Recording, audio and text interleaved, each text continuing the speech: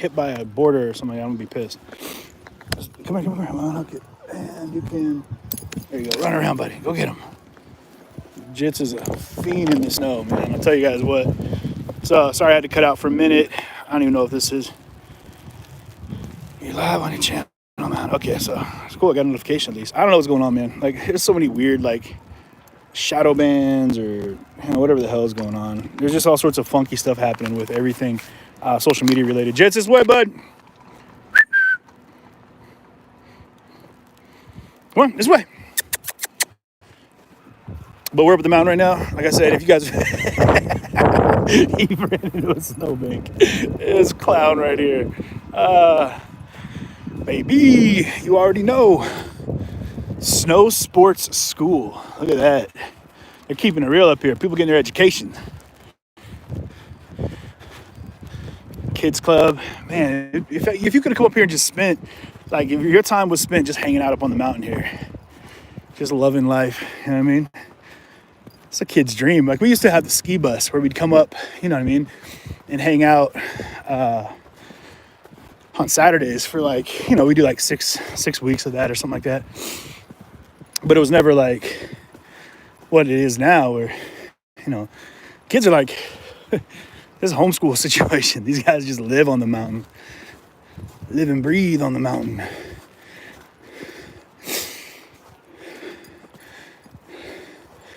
This way, Jits. Don't go in there. No, Jits, come here. Come here.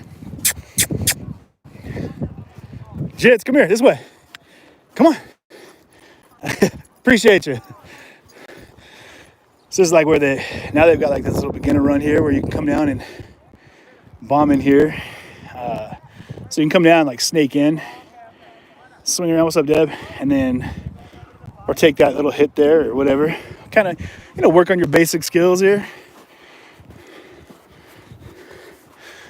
You got Jits up here just attacking everything. He's just on this mountain like it's his mountain. Look at him.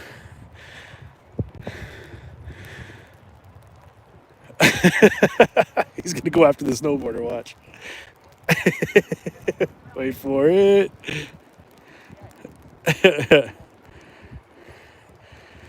Fast method for ending it. A fast method for ending it. I don't know what that means. It sounds like some ritualistic type stuff.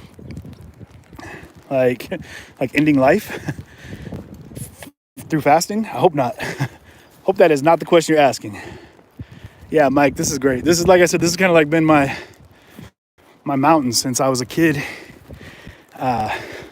Packs and laps, y'all. What if I got pups and laps? That'd be great. So we're just hanging out up here.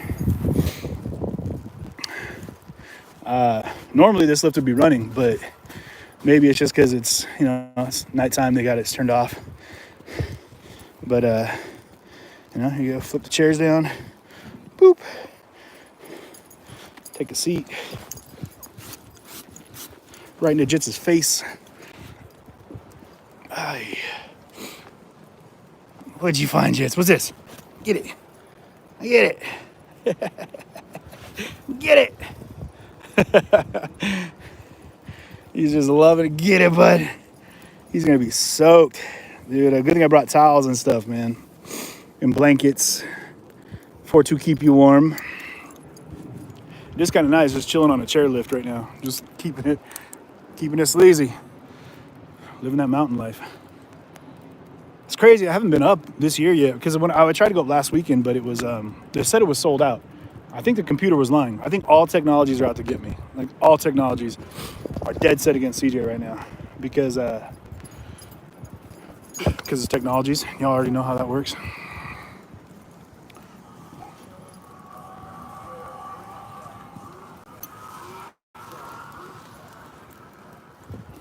Hey, this guy's gigging. Flip the seat back up. There we go.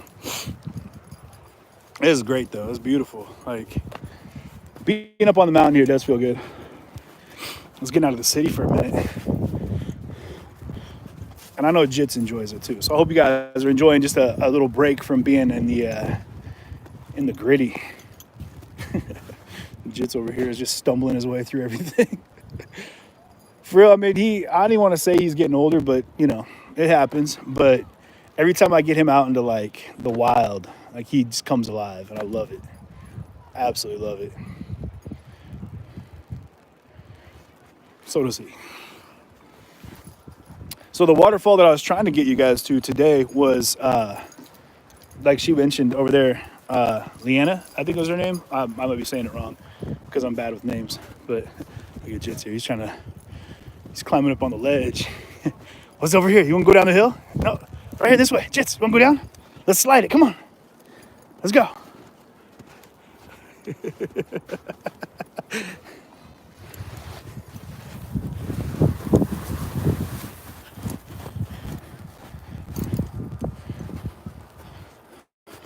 The inner sanctum.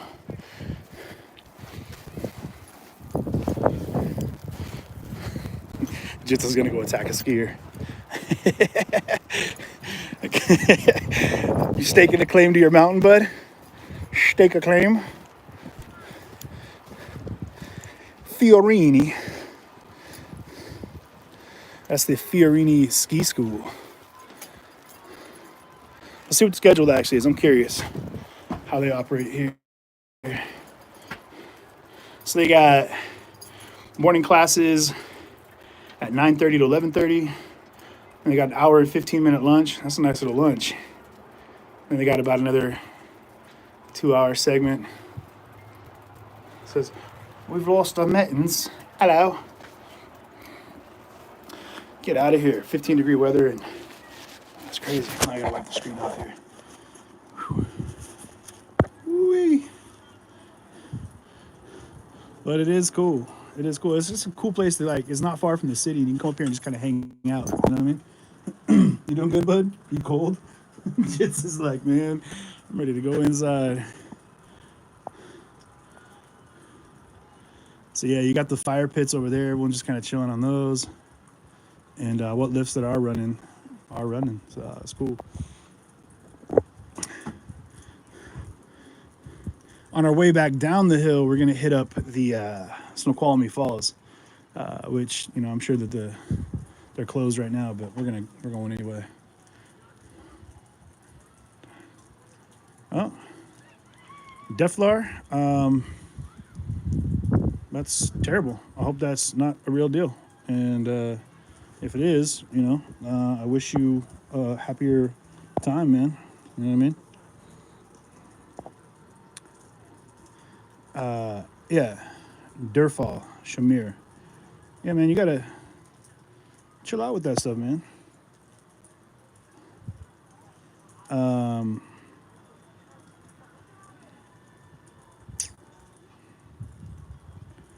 Yeah. So hey, but hey, we got to keep that talk out of here, though, bro. We can't have you talking about wanting to. All right. Well. I'm gonna go ahead and ask you to take a little bit of time out for a little bit, buddy, and maybe think about life for a little bit and contemplate the good and the wonderful and the things that are actually worthwhile and lovely in existence. All right. Yeah, it's beautiful up here, though.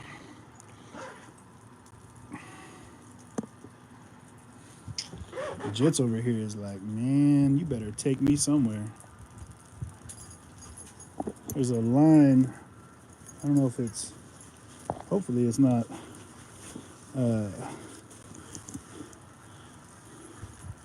Maybe it's just the way it looks here. Oh, let me take a look at it real fast. I don't know. Hopefully it's not the camera getting messed up.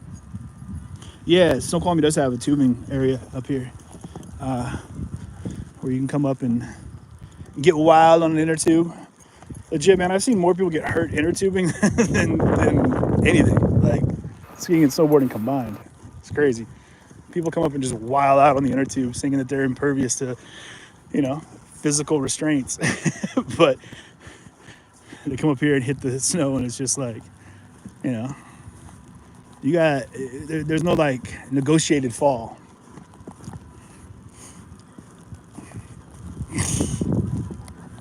He's just chilling, you know, soaking it up. He's already got his power runs in for the day, so he's done.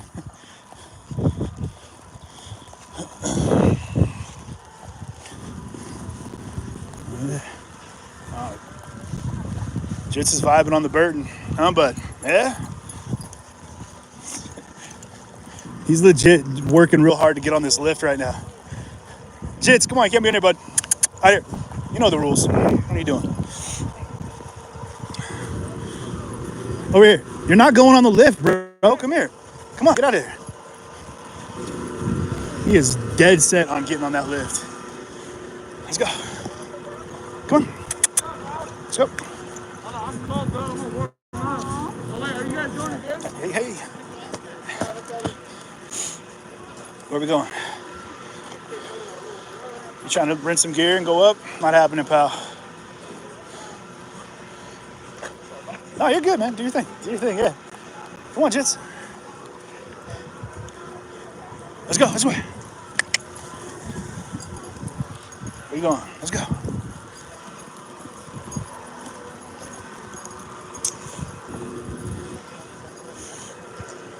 Ooh-wee. He said it's warm in here. I'm going inside.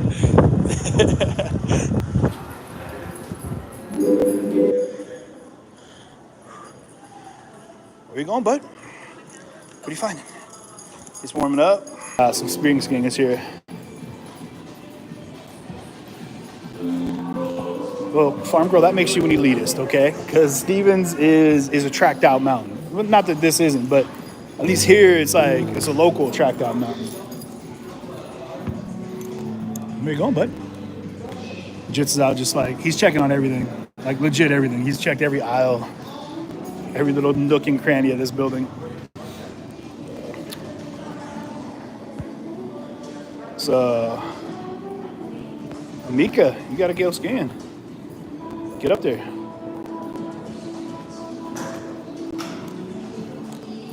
Come on, bud. Jits, come here. You're good.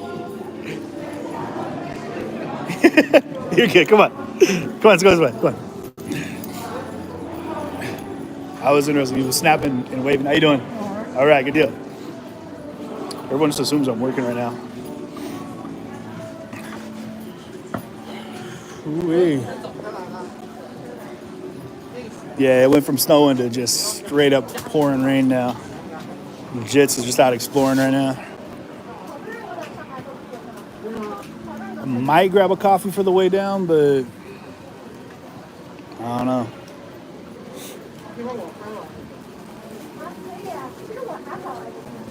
All of our, what's up, man? How you doing?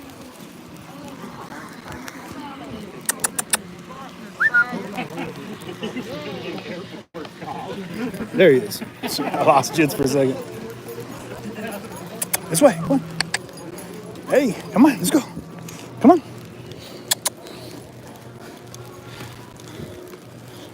Everyone's still chilling. No, I'm not saying I don't live that far from here. Like everything's really close to Snoqualmie here. So, like from Bellevue, I'm probably about an hour from here to my house. So it's not far at all.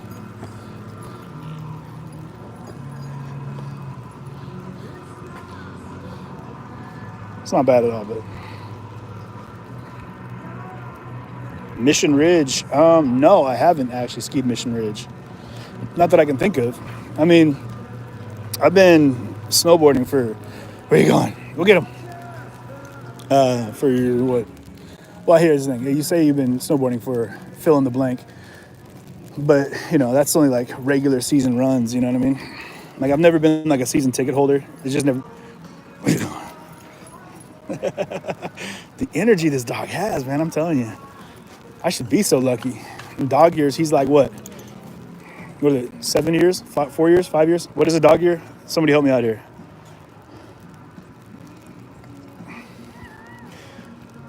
I don't know what it is. But anyway, he's about 11 years old. And he's still just, what's he doing? Just where's he going? What's that? Where's he going? Right there. Go get him. Keep encouraging my dog to chase people down.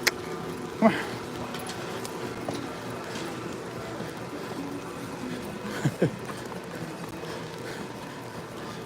He's trying to go up on the mountain with him. Hop on, bud. No? All right. All right. Well, y'all,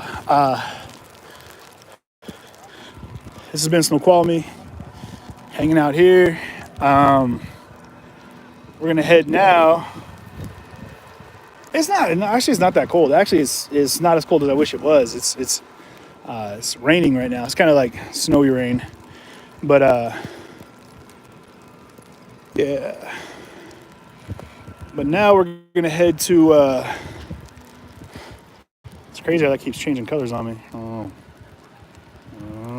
Could be that my camera's getting wet. Maybe I should go dry it off. We're going to head back to the car now. And, yeah, it's gorgeous up here. And head down to Snoqualmie Falls. So this is Snoqualmie Pass. And we're going to head down to the falls now and check those out. I was hoping to get to, Franklin Falls. I think is what it's called, Franklin Falls up here. And I wanted to check those out because they freeze over. And I've been there before, and I'll post some pictures. We try to do like a polar plunge.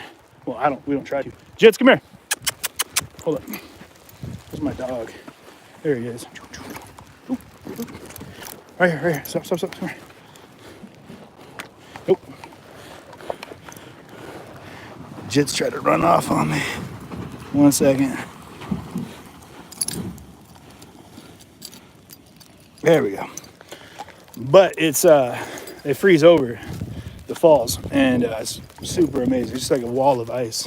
It's gorgeous. Now we got to trudge through this sludge. Get back to my car. Hopefully I can pull it out. That's the big question, is whether or not we're gonna be able to get the car out. I don't drive a truck or anything, or 4-wheel drive. So the last truck I got, I loved it. It was a great truck. It's an 05 Silverado, and it was all, done up, tricked out. It was lifted and blah, blah, blah. Had this Fox racing suspension.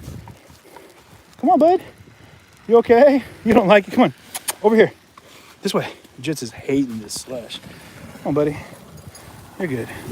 Come on. There you go. And now he's figuring it out. And he just sinks into it too much. But it was this 2-wheel drive car. Like, why make a truck 2-wheel drive? Come on, let's go. You got it, bud. I know it's cold. We'll get in the car. I'll dry you off. This guy back here he's struggling. We're getting there, though. Come on, bud. I got to figure out where I parked. Oh, where'd you go? Huh?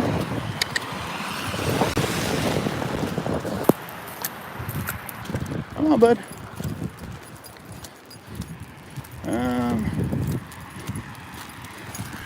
Come here. This way. Over. Letting people pass. Whew. Oh, Cindy, thank you. Thank you for that donation, Cindy. Love you. Much appreciated. We must have parked way down here. Hey, if you see a car sneak up behind me, let me know. Cindy's running game right now with a $20 donation. I'll try to get back to the car here and get Jits all dried off and get him situated. he's starting to gather some snow on his back here. Ah, there's the car. Found it. We found it. I'm starving too. Might have to take a drive through, y'all. Don't judge. I'm not gonna lie, Big Mac sounds pretty good right now. Stay close. So Jits is black on black on black. So that's the issue when I'm out here in places like this, because he's a little chameleon. I mean, love you too, Cindy. All right, cool. We found the car. So now we gotta load up, get Jits loaded up. So I'm gonna hook the camera up in here real quick, and then we'll get you guys in the car here real quick. Hold on.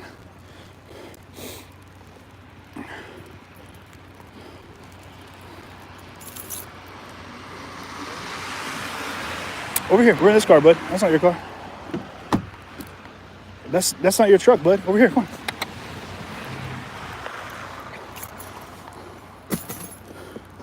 You want to get in the car? All right, bud. Oh, 1 second. Now let me. I gotta take this off and then reattach you in here. I gotta dry this thing off first. 1 second.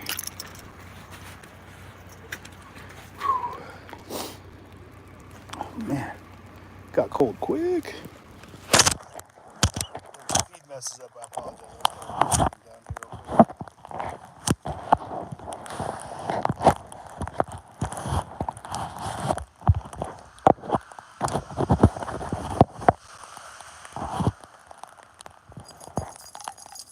I'll pop it out of the case for a minute here just to make sure we dry it off.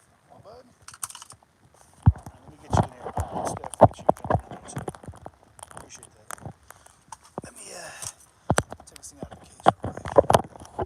Just to make sure I don't have any moisture and it's cause issues. The case is still busted from when I was in DC a month or so ago, however long ago it was.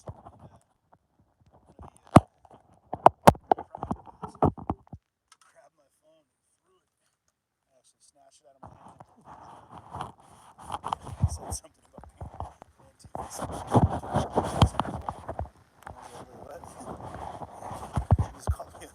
what? It was ridiculous. But it was kind of comical and a real testament to the quality of this phone case. So, because the case did its job. So let me turn the car on here. Alright. The seat started up here. Alright. Sit tight, y'all. I gotta get the chips loaded up here and dry them off.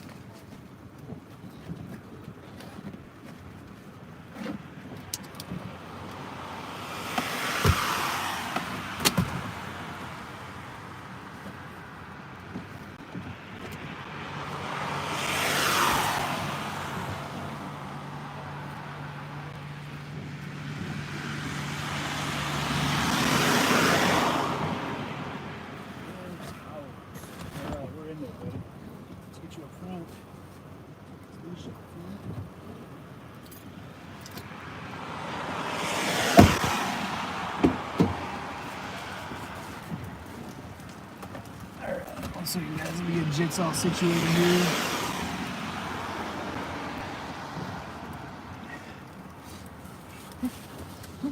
Come on, back. I got you, buddy.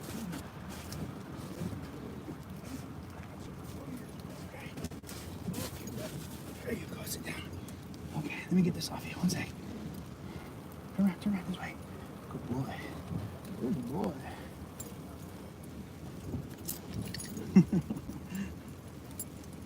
It's just, there you go, shake it off. There you go. Let me dry it off now, okay? So I got towels for you.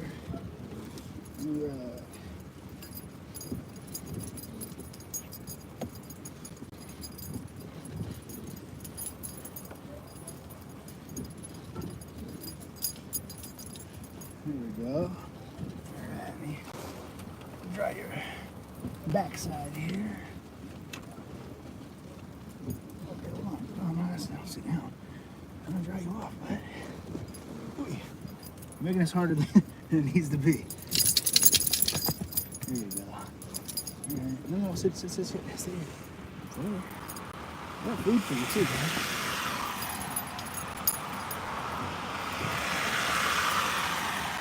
There you go. Alright. Okay, I got a blanket too. I'll lay on you when I get in here. Okay, one second.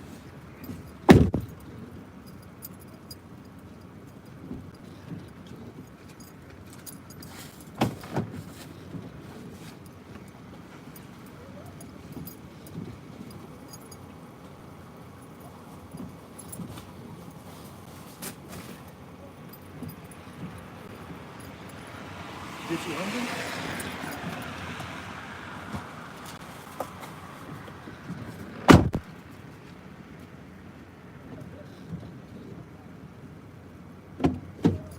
I'm burning some calories here, bud.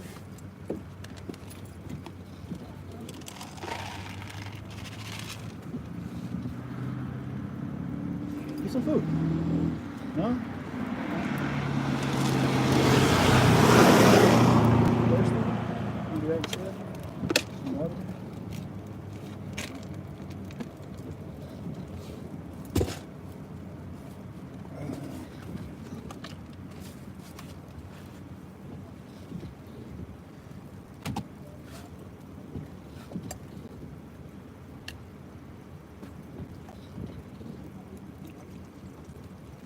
Thirsty? Just swim. Drink some water. No? Alright. Let's do it. We'll clear a spot in the back for you, Pops. You probably want to lay down. Take a look.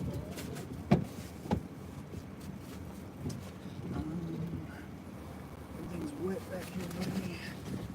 So.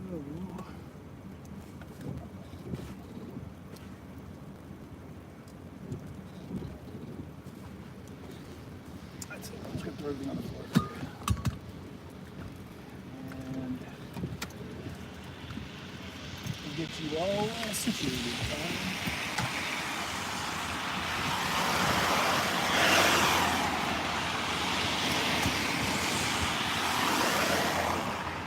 Down.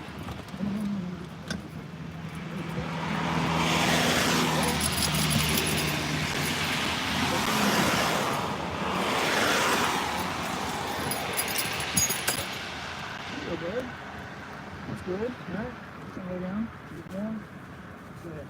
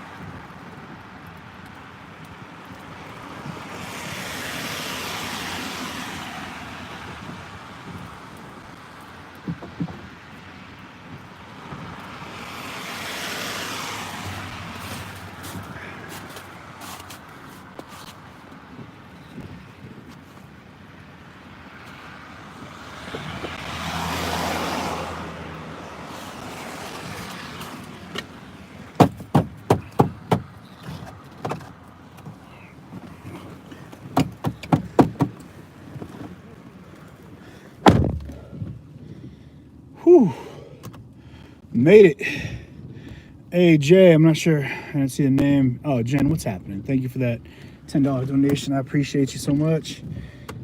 Oh, we're in the car again. And Jits is in the back, just like wore out, you guys. We just tuckered him completely out, which is great. You know, that's what we wanted to do. You know, give him a chance to get out of the city for a little bit. He needs it just as much. Honestly, he needs it more than I do. Like, I get a little stir crazy time to time. Sorry, I got a bunch of snow in the car here. And I think Jits, man, he you can always tell when he's like anxious. He's like, dude, it's time. TTG, Pops, time to go. We got to go do something here, because this is, he gets cabin fever. You know how it goes. So for everybody here, I tried going on to Twitch as well, but I don't know why it didn't work out for me. I tried. Mission failure. Hey, Joey, man. That's I really appreciate that. Thank you for that donation. That's very cool. And I'm glad I could give you guys some content tonight. That's not just straight protesting and stupidity. Stay tuned though. I'm not going to cut the feed yet. We're going down the hill. We're going to go to Snoqualmie Pass. Make a little detour to probably McDonald's on the way because I'm starving. And whatever, man. You know, it's an all-American thing. And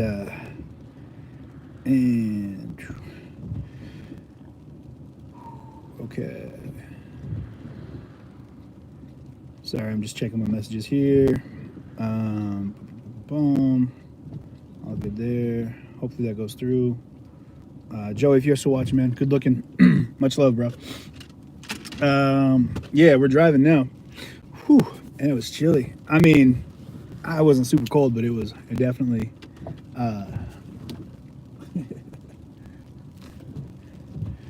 definitely was wet, man. It's just this like,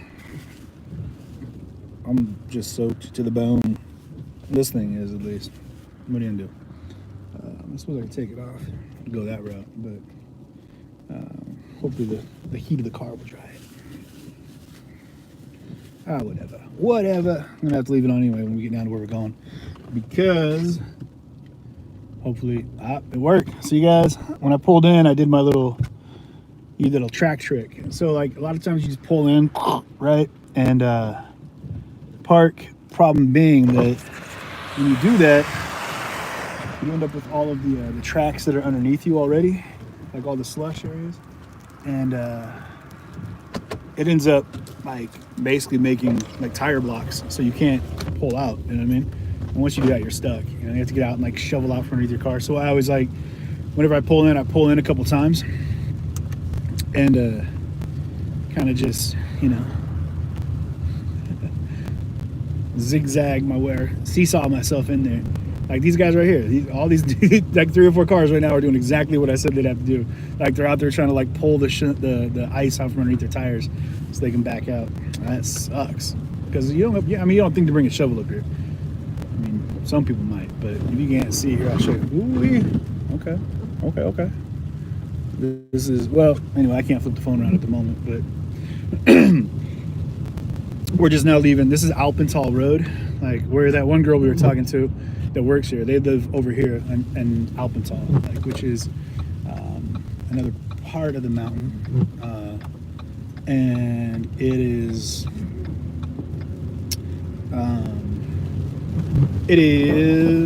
where a lot of the people that work here, like for the season, they live in the mountain, on the mountain, and that's where they live. And I do not like driving in the snow. Not even a little bit. Everybody's going super slow. 45 miles per hour is the it's 70 coming up, 45 going down, because it gets slick, especially right now because road conditions, like it's 32 degrees, so it's icy out. A lot of people are probably, you know, already starting to slide around a little bit, which sucks, man. I hate it. For all the time that I spent on the mountain growing up, you think that I'd be cooler in the snow, or that I'd drive a snow vehicle? I don't. I didn't buy the car I'm driving because I was like, oh, this would be great for the mountain. Would have probably been a good investment right now for snow tires. But I mean, legit, we haven't had that much snow this year, so we've had none down out of the mountain, like not where I live, at least.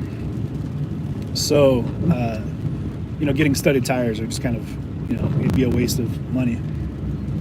Though I do have them I have another car, and it's an old 94 Mercury Cougar, guys. It's straight up like, it's the hoopty, but it's a super nice car. Like, I got it from my cousin for cheap, and on that note, it ended up being it's like a V8 with only like 100,000 miles on it. It's got a rebuilt motor, and the thing smashes. It's super like a ghetto sled. It's like a 2-door. It's all like snow white, and it's got dark tinted windows, and it's like the ultimate like hoopty. I mean, if you had one, you know, Merc Cougar. It's got like the dual exhaust V8. Like I said, it hauls ass. Like, you crank the wheel a little bit and then hit the gas, and you just straight up like sit in the same spot and just burn out, drift that bad boy. Actually, you could probably drift that car easy because it's a rear-wheel drive car, and it's got a heavy motor. So it's like it sits like this basically, with all that weight in the front end, and then the tires in the back with all that torque. Choo! It's that's official. That's a technical term. That's how that works.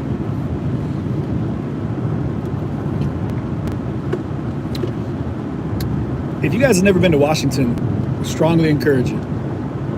And anyone that's in Washington, like, shout outs to wherever you're at, because this place is, I mean, it's nonstop. Like, so many amazing like spots here in Washington that you can go that are just beautiful, and you can go any direction really. Like, you can go like an hour any direction. You're gonna find like a whole other climate zone. So like for me, like legit, I went an hour kind of northeast, and we're sitting in the mountains right now. We've been driving for like 10 minutes, not even 10. We're out of the snow, really. We're just kind of back into the wetness of it all, but it's still pretty cool. You know what I mean? Like, but you can go to rivers, lakes, oceans, streams. There's like the desert. If you want to go east, once you go over this mountain range that we were just on, the Cascades, you go into eastern Washington, and over there it gets real, like, it's kind of like a high desert type thing. Excuse me. Which is, it's wicked dry and cold in the winter. Well, it gets wet in the winter. I mean, not wet, but it snows a lot over there in the winter. But it's super hot in the summer. It's like our deserty area. But then we've got rainforests here as well. We've got a couple rainforests in Washington that are gorgeous. Glacier runoffs. We've got all sorts of incredible stuff. We've also had an ass ton of dumpster fires and garbage that was being burned. But much like Portland, Oregon is a beautiful state. Portland's a beautiful city, and it's kind of unfortunate that like it slid so far down on like the city list. I can't remember what the name of the list is, but it used to be like in the top 5 or whatever, somewhere in there, and it's just plummeted. And it's not like the town is like overrun with terrorist thugs or whatever people have said in the news. It's not like that, but the appeal, like the curb appeal of like Portland, you're not like, oh, in the news this week, Portland has got a new art installation. It's kind of like, oh, in the news this week, Portland has got a record-breaking amount of dumpsters that have been lit on fire, which is too bad. I don't know where Seattle was, if Seattle like slid on the list or not, if it's still kind of like up in its rankings or not. I would hope.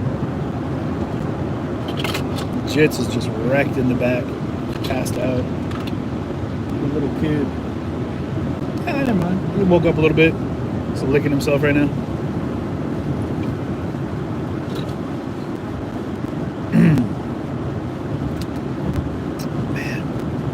One of the scariest drives that I made was moving to Wyoming. So my ex and I moved out to Wyoming from Bremerton. And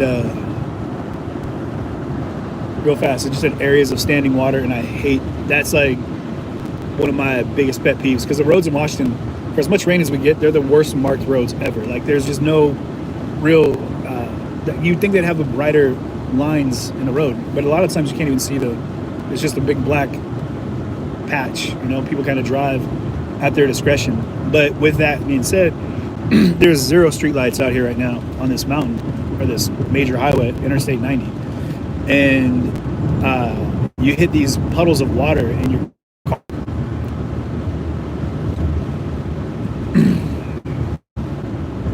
I don't know if we're live right now, but if we are,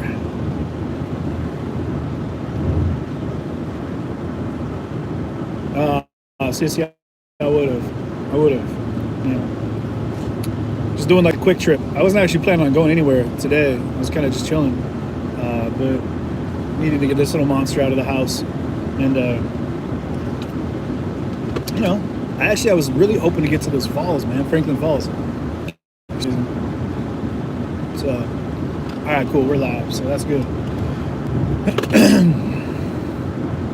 But I was driving out to Wyoming. Sorry, I was telling you guys. So I'm driving to Wyoming, but my ex, like, she moved out ahead of me, right? So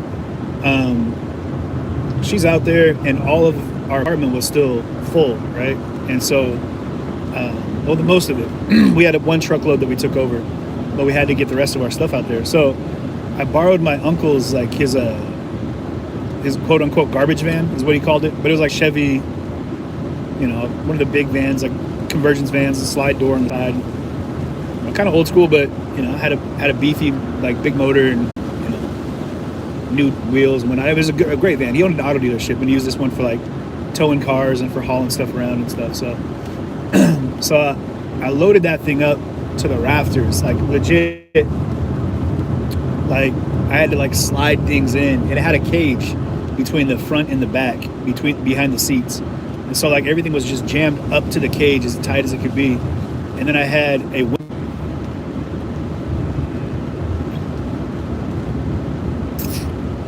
like I said, we're driving through the mountains right now. Well, I'm driving through the mountains. You're coming with me through the mountains right now. But it's, the reception kind of jumps in and out on us a little bit. But I'm driving, and through Western Washington, it was fine. Right when I hit Eastern Washington, it was like a straight fog bank all the way till I hit Idaho, right? Once I hit Idaho, it turned into this, like, insane snowstorm, like, just dumping snow. Like, the fog was so bad, like, that you couldn't see in front of the car. And then so I'm already, like, white knuckling it, right? Like, you know, but at least the roads were dry. And then I hit the snow, and it was ridiculous. Like, the windshield wipers, I realized real fast, didn't work that well. There was, like, a spot that was, like, 8 inches in front of me. That's the only part that was clean, like, clear. So I'd have to, like, white knuckle it, and I'm watching through this gap as the snow is just dumping. But I'm having to haul ass because, like, if I went slow, the snow would pile up in front of me. So I'm trying to, like, outrun the storm type thing. And luckily, I had a ton of weight in the van that kept it, like, you know, heavy, which is good because I didn't have chains or anything. And not that I would have been able to get to him because I couldn't even barely move in the cab. And like, we're bombing, you know, and I'm doing pretty good. I'm not going too fast, not too slow. Just keeping that, you know, that speed that I needed to be at. And, like, this truck goes hauling ass past me, and the road kind of takes a decent, like, sharp curve up in front of me, right? Boop. The truck just kept going, boop, boom, right off the road. Like, luckily it was kind of a big wind, like a big bend, so it was, you know, it ran off, but dropped a good 4 feet. You could tell he just out in the snow, and I couldn't stop. I was like, dude, I can't even slow down right now. If I slow down or stop, like, I'm stuck. Like, I'll be stuck in the snow too. So I decided to, like, you know, keep powering past it. And just the most terrifying drive all the way, like, literally all the way through all of that drive. I made it all. Actually, I don't know. I was still in the process of moving everything out there because I was still wrapping stuff up in Seattle. However, it worked out anyway. And so I ended up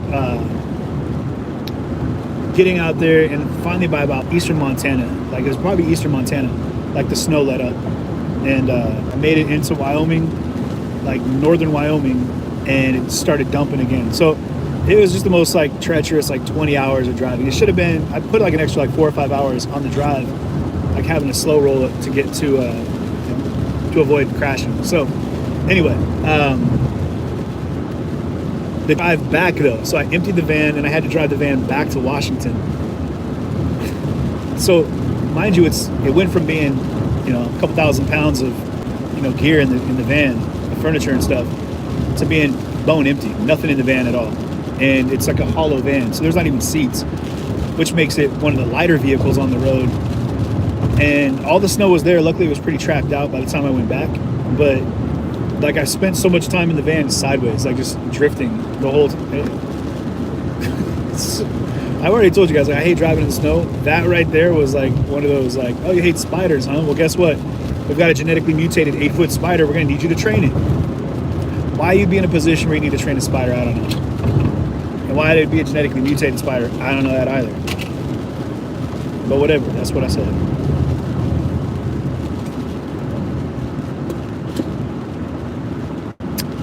I'll tell you that coffee is good even now. It's cold and delicious. So we're gonna go to, like I said, Snoqualmie Falls right now. Might have to leave little Jitsi boy in the car because I don't think he has any desire to go out in the rain anymore. But you doing okay back there? I'm glad I got his little hoodie, man. Like, that kept him real dry. Yeah. Let me turn the heat up a little bit more for you, pal. You should be getting it back there too. Is the heat blowing back here? Yeah? No? Yes? Let's check our climate here, shall we? Okay.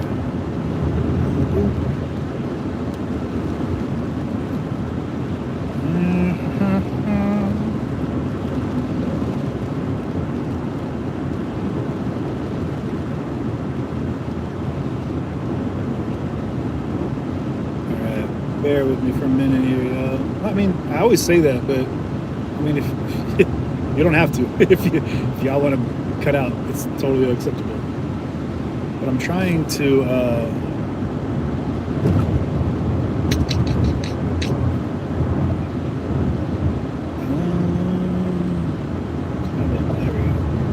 there we go. And get jits of the heat in the back there. It should just be blowing, bud.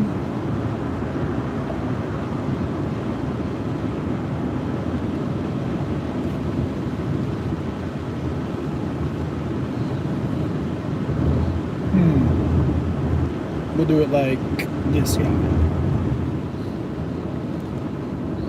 Is that? Oh, there we go. Okay. Now we're blowing hot air. Sorry, pal, I didn't have the vents on for you. What a bad dad. It's not really blowing the hottest air back there, though. Sorry, I'm trying to figure out my car while I'm driving here.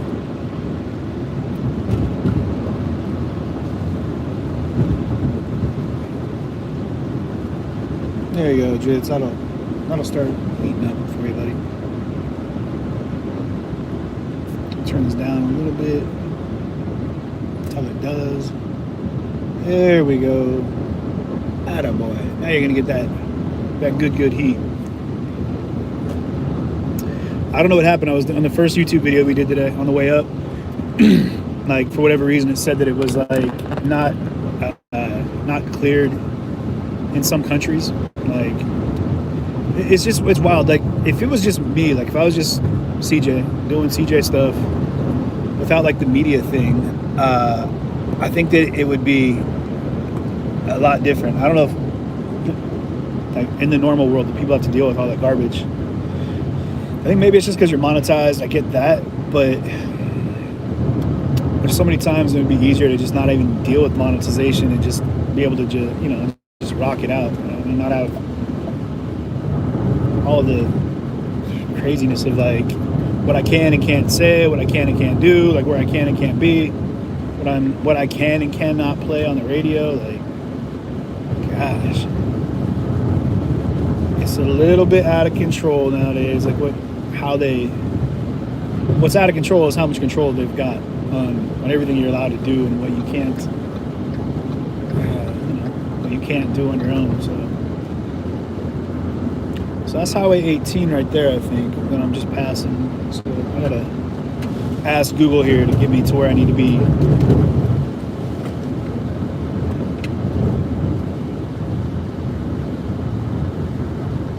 Hey Google, take me to Snoqualmie Falls.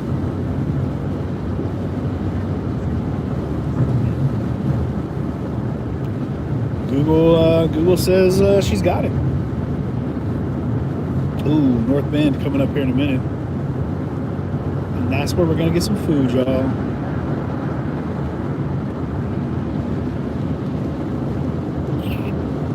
Nice. We're like 15 minutes from 10-15 minutes from the falls. That'll be good.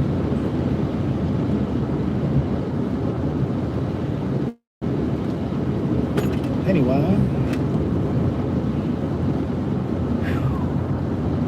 It's cool up here. So they have they have avalanche. You know, they have teams that have to take care of the avalanches, right? To make sure that you have to control those things. They do controlled blasts to knock down the snowfall, right? To knock all the snow down. But they have like this old tank up here in Snoqualmie.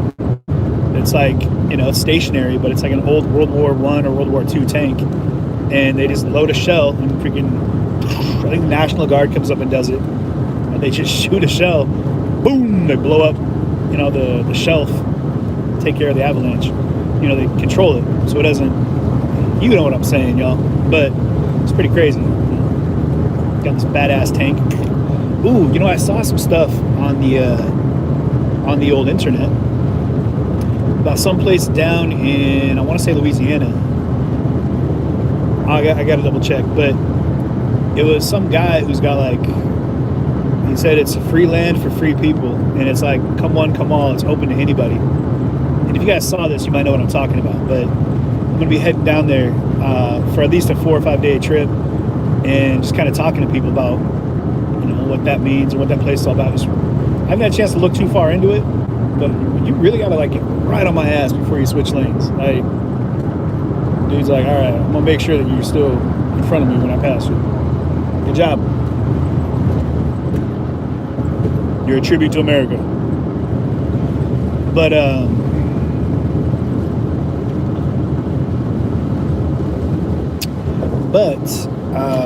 this place seems like kind of a unique little, kind of like a sovereign nation type thing. Or maybe it's just like a commune. It could be like a straight up commune. I don't know. Could be a straight up cult. I don't know, guys. I might be leading us into a cult situation. You know what I mean? You guys might be coming with me into a straight up cult world. I don't know. It's funny. I tuned into Crooked Nose Media earlier, like when I was in between feeds, trying to get my Twitch deal set up, and I heard like people on the streets like rebuking demons. Like I don't know what was going on, but I think it was in DC. Yeah, it was in DC, and it was like, we rebuke these demons. We want these demons to leave the body of, you know. I didn't get it. Shoot, I missed my. No, I didn't. I made it.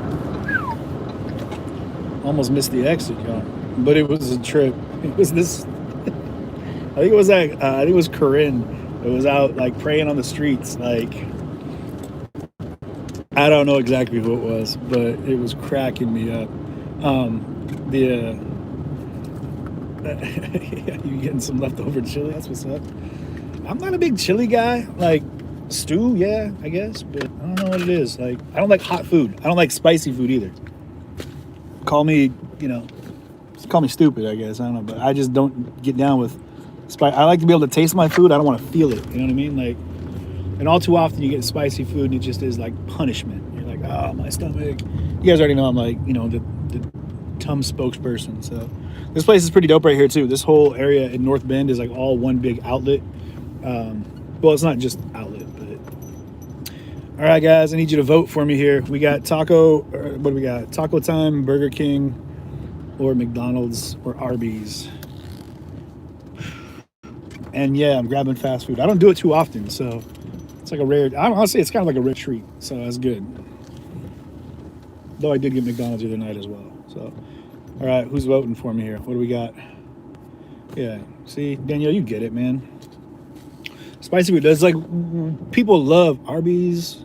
Can't eat spicy food. Arby's. We got 2 for Arby's. Yeah, riding dirty. You already know what's happening. I don't get down on Taco Town, Arby's. All right, we got 3 for Arby's, man. All right, we're doing Arby's. You guys, I was actually, you know what's funny is I was kind of like excited about some McDonald's. I was feeling a Big Mac, but now I'm thinking of Arby's. Dara, you're late. Sorry, everyone else got their votes in. We're going to Arby's. I just got to figure out what I'm gonna get. Jits, what are we gonna get, bud? I don't know. I haven't been to Arby's in forever. Mike, I know. Where were you, bud? The votes already came in for Arby's. I gotta do Arby's. Oh shit, that's how you're doing me? You're just gonna... Okay, no, it's good. It's better that you drive across the road like an idiot than, you know, cautiously look left and right before you pull your car out in front of people. It just makes for a much more productive day for everybody. No, it doesn't. It's being super facetious. That was a dick move on their part. Just full on like pulled their little cube car out. Beep. Beep. That's what it sounded like.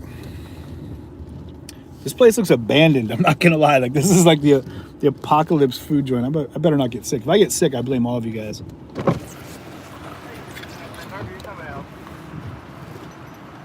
You guys are open, right? Of course we are. Of course you are. Of course. All right. Well, I haven't been here in a long time. That's all good. It's only 7:30. Okay. Good. Oh, but you gotta get in your seat. You gotta get in your seat, pal. Jets just snuck up on me.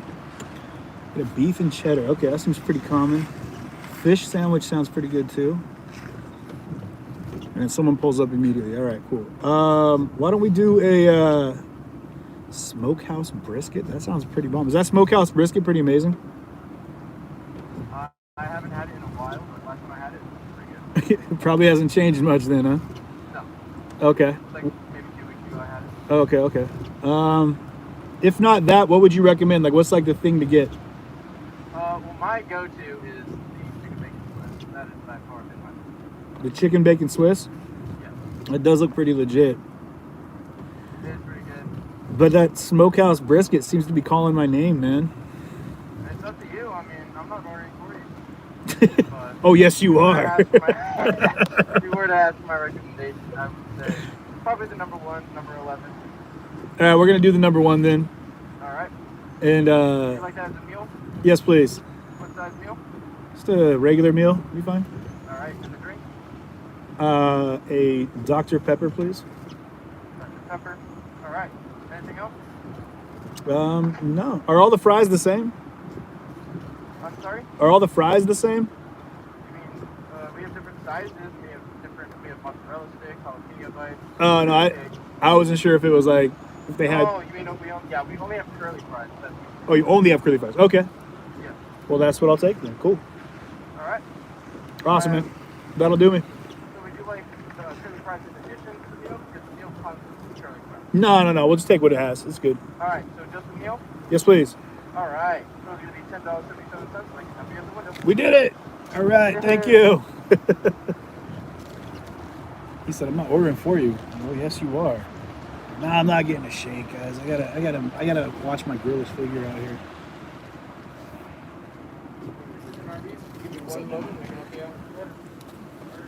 How you doing? Good, man. I'm good. Like I said, total is $10.77. Appreciate that.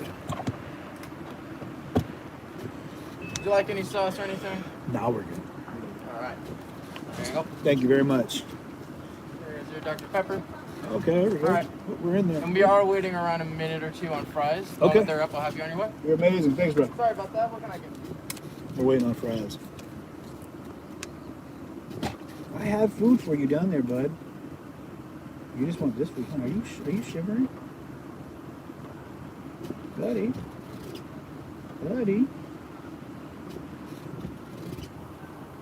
You cold? No man's cold. But I've got this.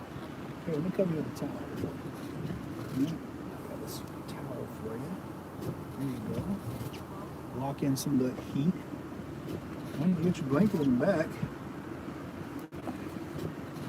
He's really keyed in on what I'm doing here. He's just chilling over here. What are they doing up here, Jets? He's super curious about what I'm up to. Oops. And Arby's sauce on there. I don't know about that. I don't know about all that. There we go. We're about 5 miles from the falls, so I'm looking forward to getting there. That'll be cool. I showed you guys the falls before, but I mean, at night, it's super cool. It's super cool. This is a water bottle. It's on the floor now. You good with that? Are you good with that? I'm trying to figure out what's happening with this guy right here.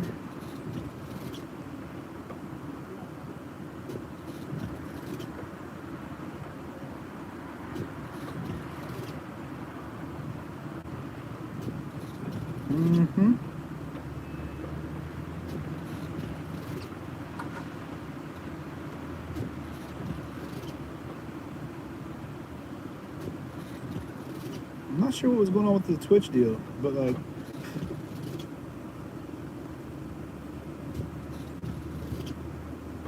Okay. I'm just seeing what's going on with Twitch real fast. If it is it up in that?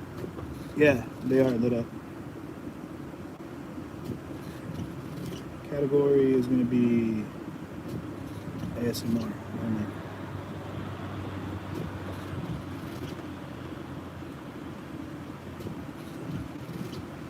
Okay. So I'm going to see if anyone jumps in here from Twitch.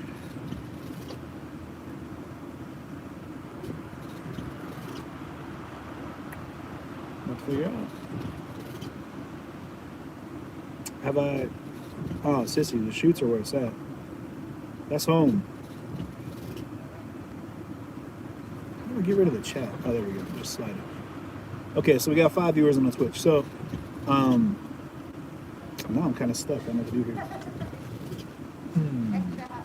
Okay. Well, this one's working on Twitch. Maybe we'll slide over to Twitch for the... All right, man, you're all good to go. You're Fair up, warning, so. the fries did just come up, so they are going to be an extra pot. But other than that, you're all good to go, man. Like how hot? No, I'm just kidding. They Hot's just hot. came up. You They get just came up. I'm always, there's always that idiot. It's like, oh, they're so hot. What's your problem? Yeah, I warned you. I warned you. All right, man. Take it easy, brother. Yeah, you too, man. Thank you. Yep. All right. So we've got, all right, so YouTube is still running rock solid, but we've got Twitch over here doing its thing. And I know I was getting a lot of encouragement to jump over to Twitch and do that.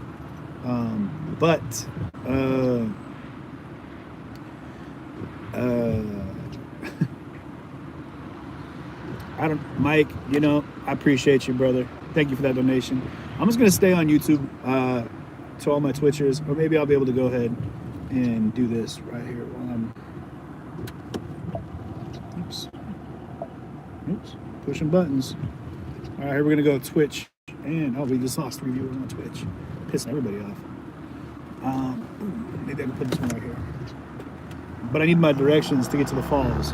Oh, here we go. Twitch is going to be in the steering wheel. There we go. All right. I'm going along for the ride, everybody. There we go. Plus, I can't eat my fries right now because apparently, we got 30. Okay, what's up, Twitch? Everybody over on the Twitch side. So we're on YouTube right now and in Twitch. So I was trying to get Twitch set up earlier, but it wasn't working out for me on this phone. So we're on this one instead. And me and Jits right now are just heading down the mountain from the mountain. We were up at for everyone on the YouTube, you already know what's going on. We were hanging out up at Snoqualmie Pass for a while, just hiking around the lifts, harassing skiers and snowboarders, meeting snow bunnies, you know, doing what we do. So we're swinging over here to Snoqualmie Falls right now. Hopefully it'll still give me directions while I'm driving because I can't do it on the phone now. So we're bobbing. We're gonna make our way over there. So I know that we got some new stuff happening on Twitch. I don't know what it is, but I'm sure it's exciting. Me and Jitsy Boy here, we're gonna show you guys Snoqualmie Falls now. So we did the pass, Snoqualmie Pass. Now we're gonna go down to Snoqualmie Falls and do that one, and try to get there without getting lost, without having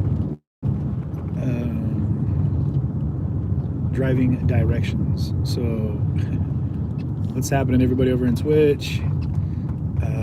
I think I'm supposed to go left here. We're gonna figure it out. We're just gonna like, wait, Snoqualmie Falls is, I can't even tell the way the arrow points. Straight? No, we're going straight. Okay, that's what we're doing. I got Arby's. The votes came in on Twitch. I got Arby's. What are you gonna do? It's so much darker over on this phone, on this one right here, on my YouTube phone, not on the Twitch phone. YouTube, not Twitch.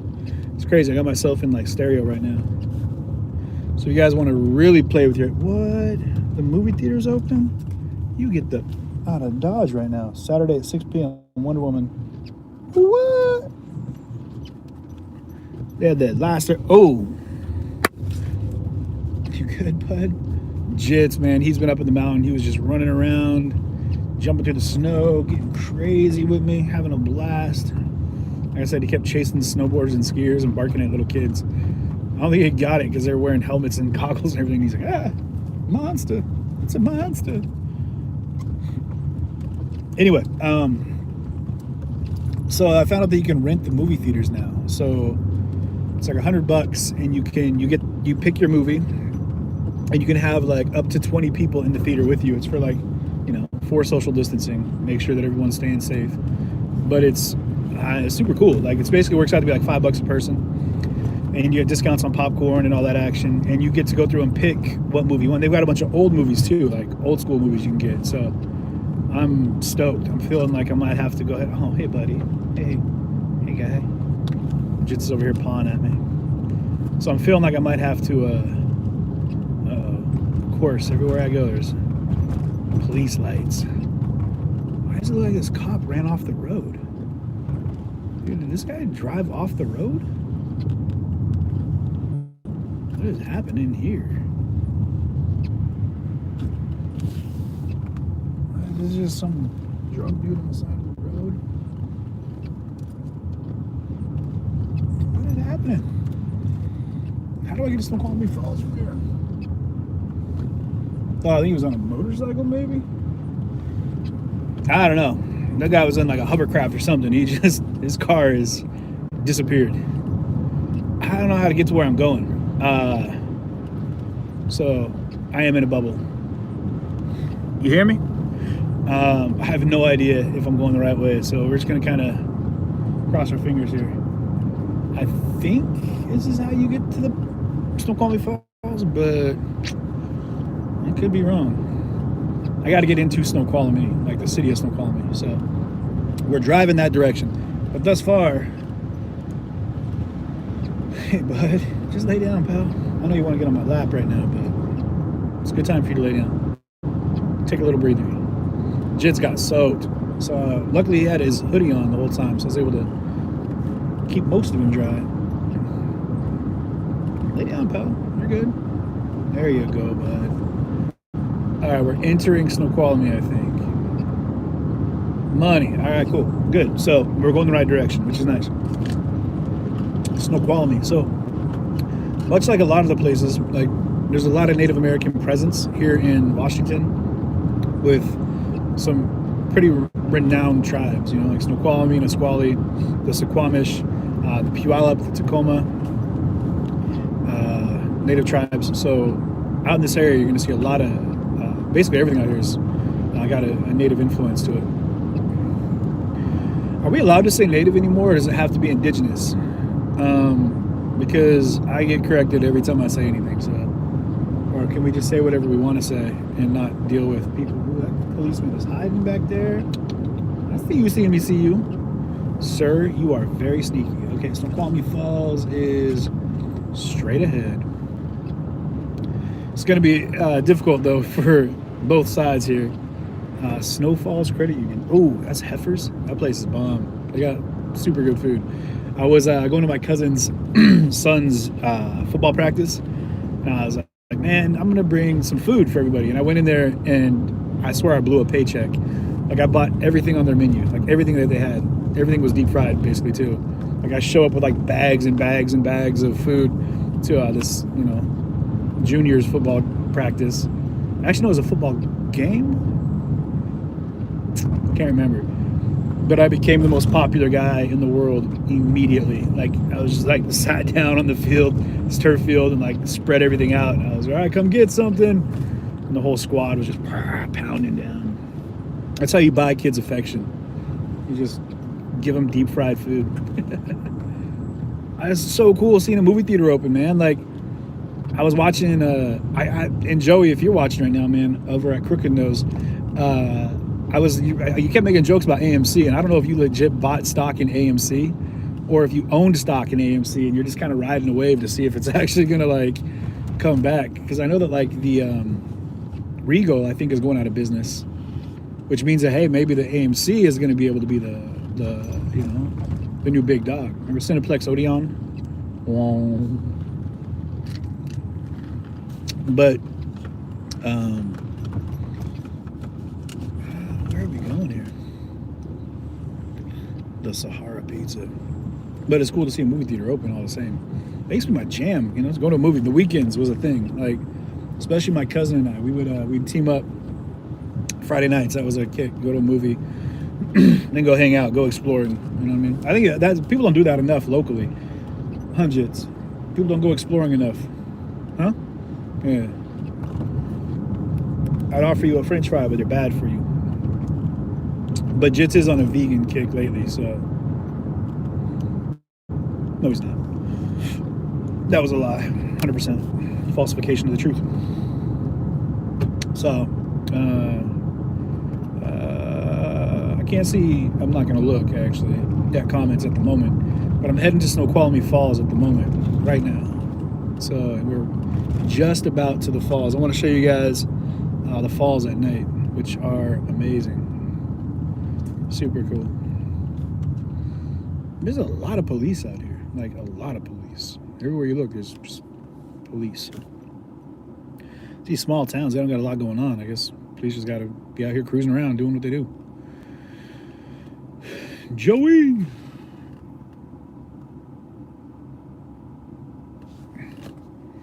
And I stopped, everyone voted. And I stopped. It feels like there should be more in here. Like, that sandwich seems awfully light. I got some food. And I stopped at Arby's, and I haven't been to Arby's in years. I don't really eat fast food, so you guys are along for this treat. This delectable excursion from my somewhat healthy habits. So, we just drove over a bridge, which is what feeds into the falls. And the falls are right there. And we are about to be there. So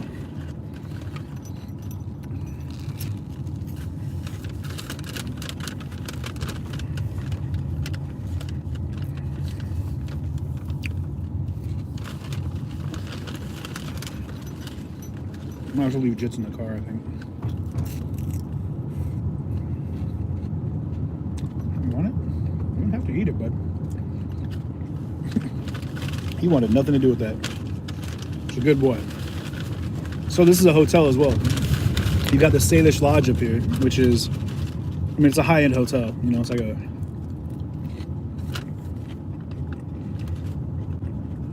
probably a 4-star, 4-diamond situation. And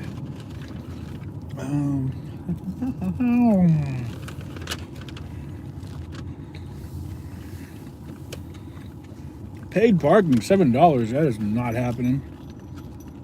Come on, man. $7. Whew, that car freaked me out. The road's right here. I'm in the parking lot. I swung wide, like where I shouldn't be, and this car. Second there, I thought I was gonna get hit. Okay, I'm gonna park right here. Watch security roll up on us right away. Whoop, whoop. Oh, no, you don't. I'm about to tell us.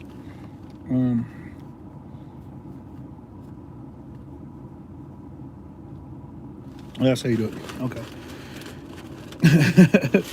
Someone just wrote, "I love you, Joey." Ooh, Rebecca, you crushing on Joey? Are you crushing on Joey? Joey, you got a crush. Rebecca America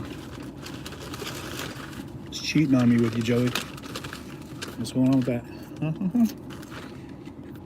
How are we doing over on YouTube over here? Everyone good? I know, Jits he's eyeballing it too.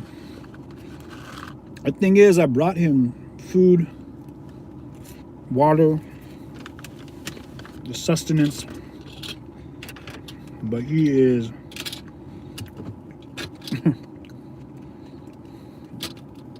I got too much stuff going on in my car right now. Ah.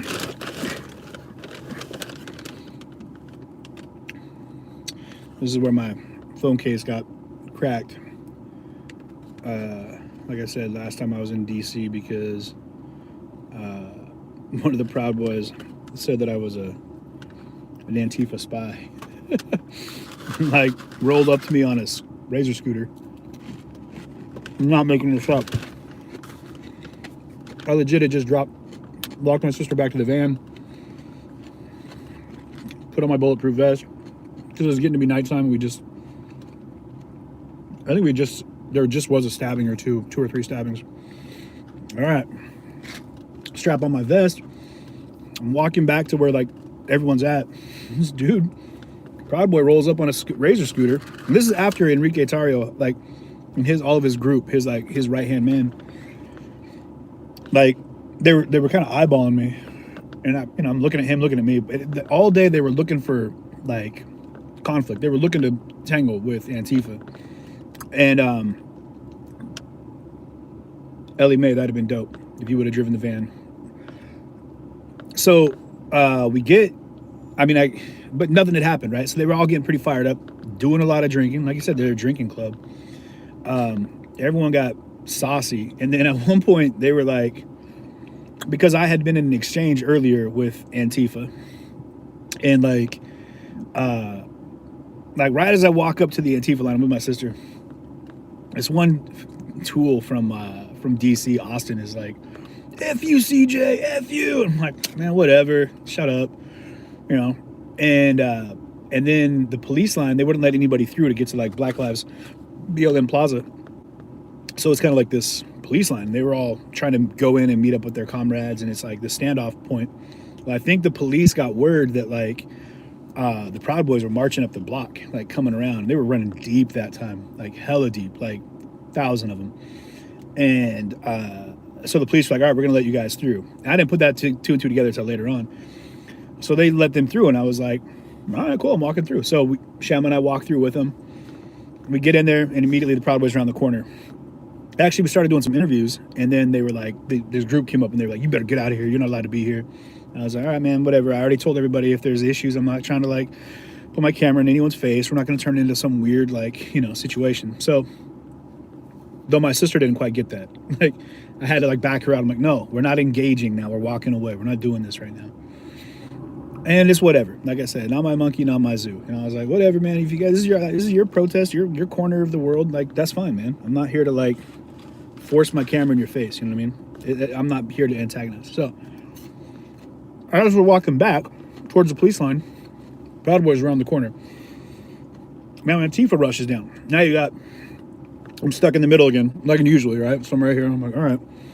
We're filming what's going on. They're yelling at each other, no big deal. And then they get to each other in, like, a little spot. And that dude, Austin, almost poetically, the guy that was like, fuck you, CJ, gets hosed down. Someone pepper sprays the hell out of him. I'm just like, that sucks for you, bro. But, you know, don't be a douchebag. And so I was like, what a perfect opportunity. I had Sudocane wipes that I got from you guys that donated them to me for my birthday or for one of the drives we were doing. It was on the wish list. And so, like, he's all, I can't see. It sucks, right? And so I'm like, oh, shit, I'm gonna hold the camera.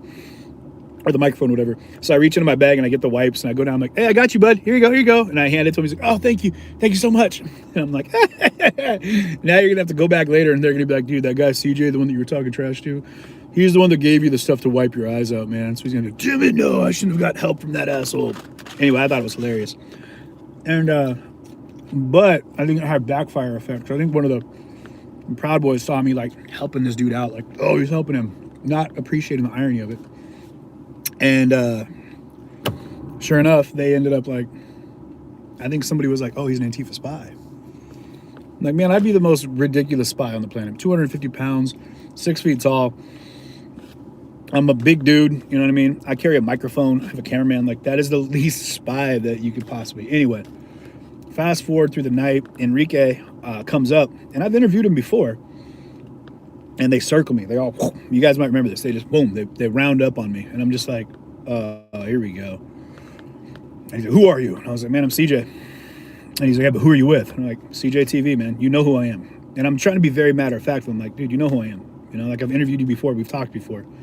And and you could just smell booze in the air. Like it was just it was like straight up like 200 proof where I'm standing, and I'm like, man, this is not good. There's dudes like all around me, like shouldered, you know, chest up on my back type thing, like nipples rubbing under my shoulder blades. Very uncomfortable moment. And this dude grabs my camera, and like he pulls it down, and he's looking at it, and I'm just like, dude, is this an issue? Like, you know who I am? And he's kind of like, all right. And then Enrique's kind of like giving me the eyeball, and he just starts laughing. He's like, oh yeah, I know who you are, man. Oh, you're good. And I'm like, I'm good now. And then he's like, oh man, you're cool. I just saw you looking, you know, I just saw you looking at me, bro. And I was like, man, and I'm laughing. I'm like, I got heated pretty quick, you know, and then like they all kind of walk off, and I'm like, all right. And everyone else that's watching that is like, holy shit, that almost happened. Like this whole mob of people just circled me, and I'm just like, well, here's where I get my head stomped in. This is gonna suck. This is a crappy way to end a day. It didn't happen, but one of the dudes somewhere in the organization, like, and there was like a lot of infighting going on that night with the different like chapters. You could tell they were like, had different ideas as to how they wanted the night to go on. Anyway, I'm walking back to the group after dropping Shama off at her car, getting my vest on and everything. This dude rolls up on a little razor screw. He comes up. And right then I was like, hey man, do you know how to get to BLM Plaza? Like that's where I was trying to go, because I heard that that's where like people were starting to congregate. This dude, like, he gives me this crazy look like, I can't even believe you're talking to me. And he reached over and grabbed, I don't know how he got my phone off of the bracket, but he pulls it off, and he's like, fuck you, CJ, I saw you earlier, and then throws my phone.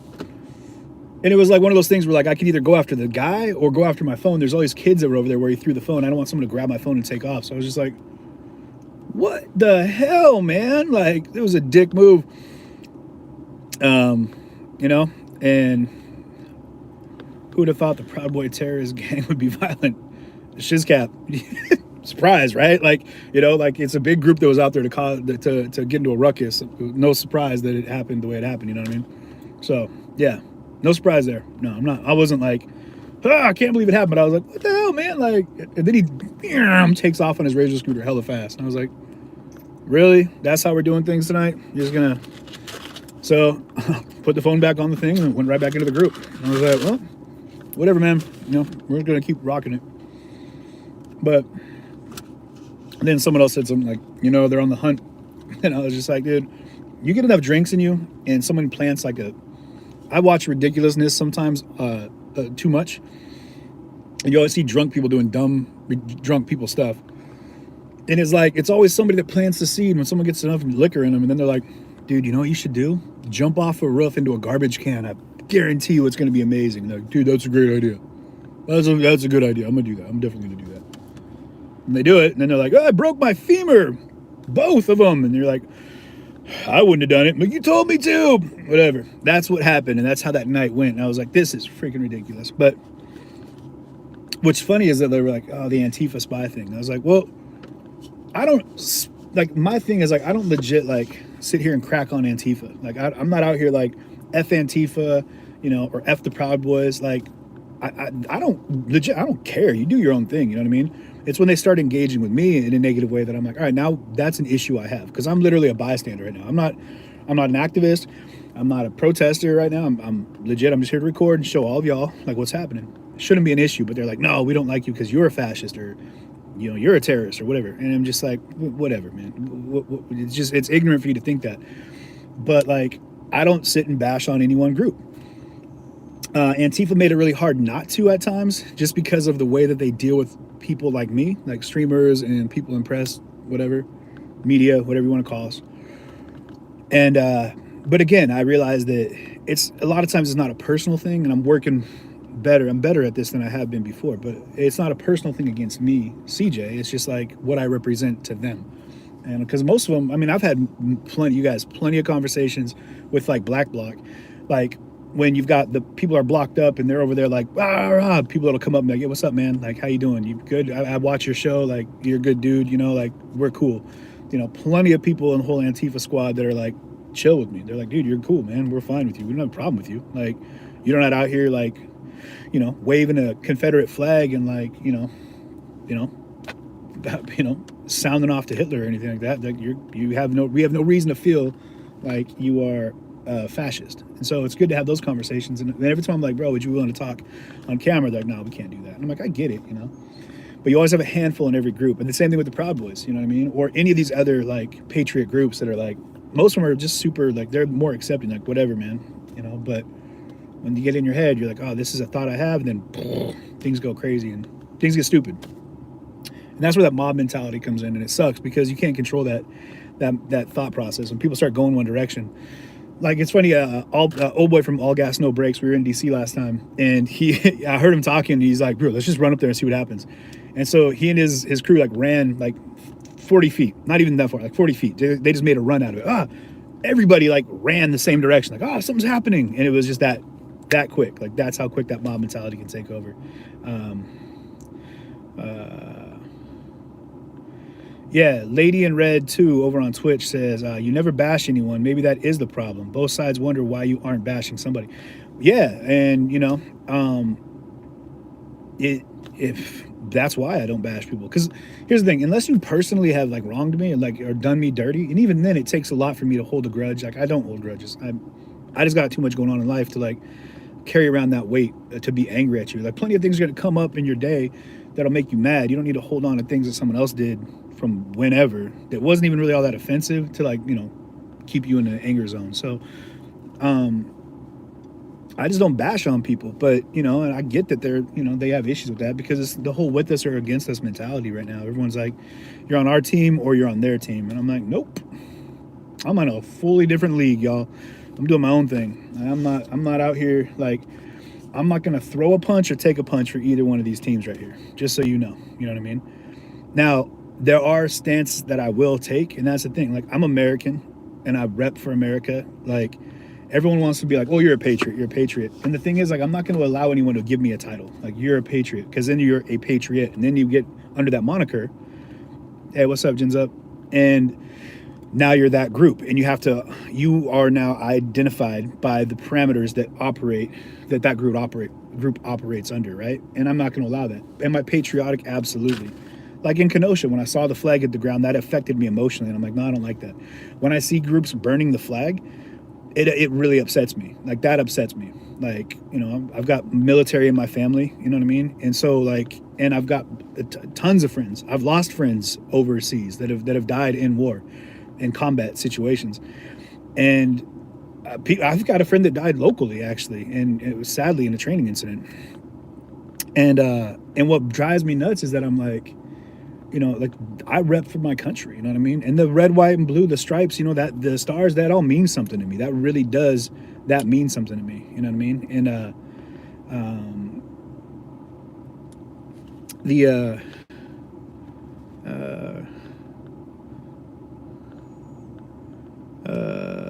anyway, but all that, Shizcap, I think you're confused about what you're saying, but anyway, the whole thing for me is just like, I don't mind saying that, and is whatever. Like, people have issues with that because they have issues with what they have issues with. They shouldn't have a problem with me having the feelings I have, you know what I mean? And I'm never going to disparage the fact that I love my country, you know what I mean? And I love what we have here and the abilities that we have here and the gifts.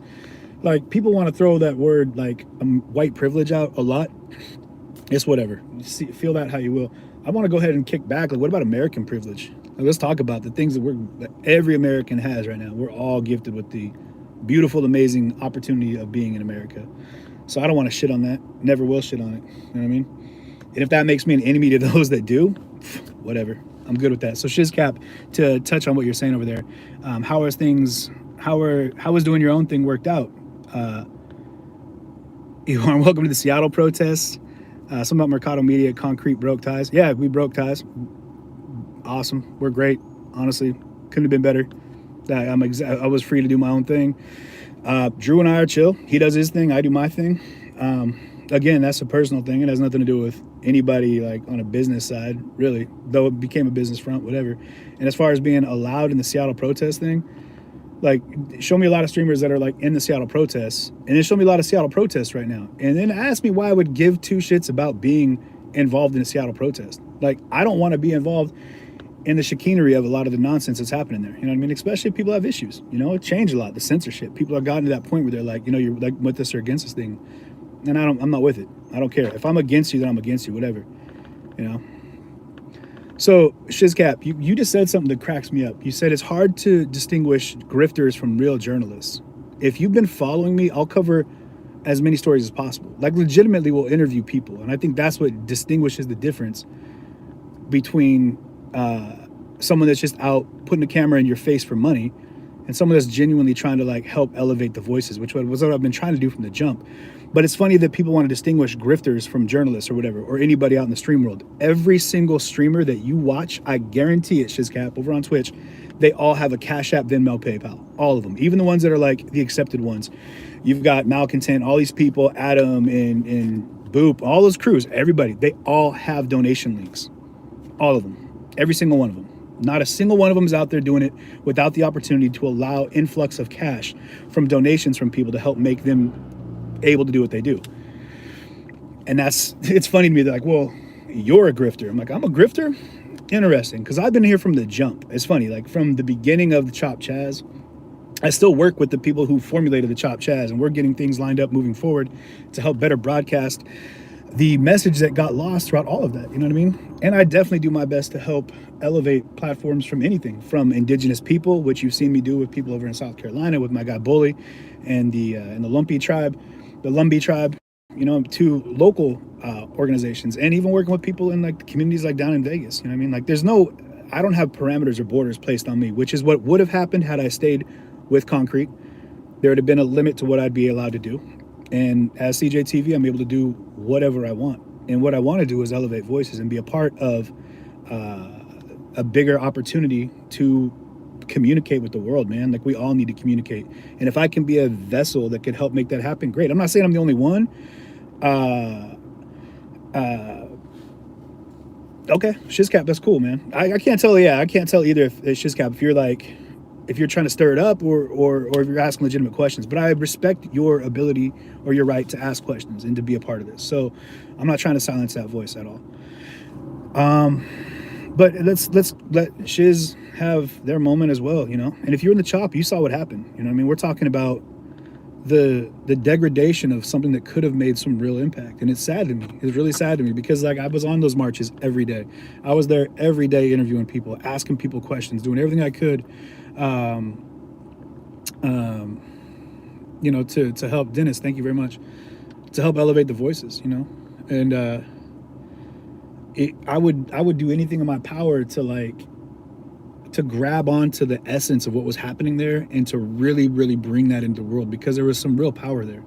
And Shiz, if you were involved in that and you saw that while you were there, like, you can appreciate that there was a palpable feeling. Like, there was definitely a sensation that you got while being there when you were around some of the speeches. I heard some of the most, you guys, legit, I heard some of the most powerful speeches that I've heard in a long time.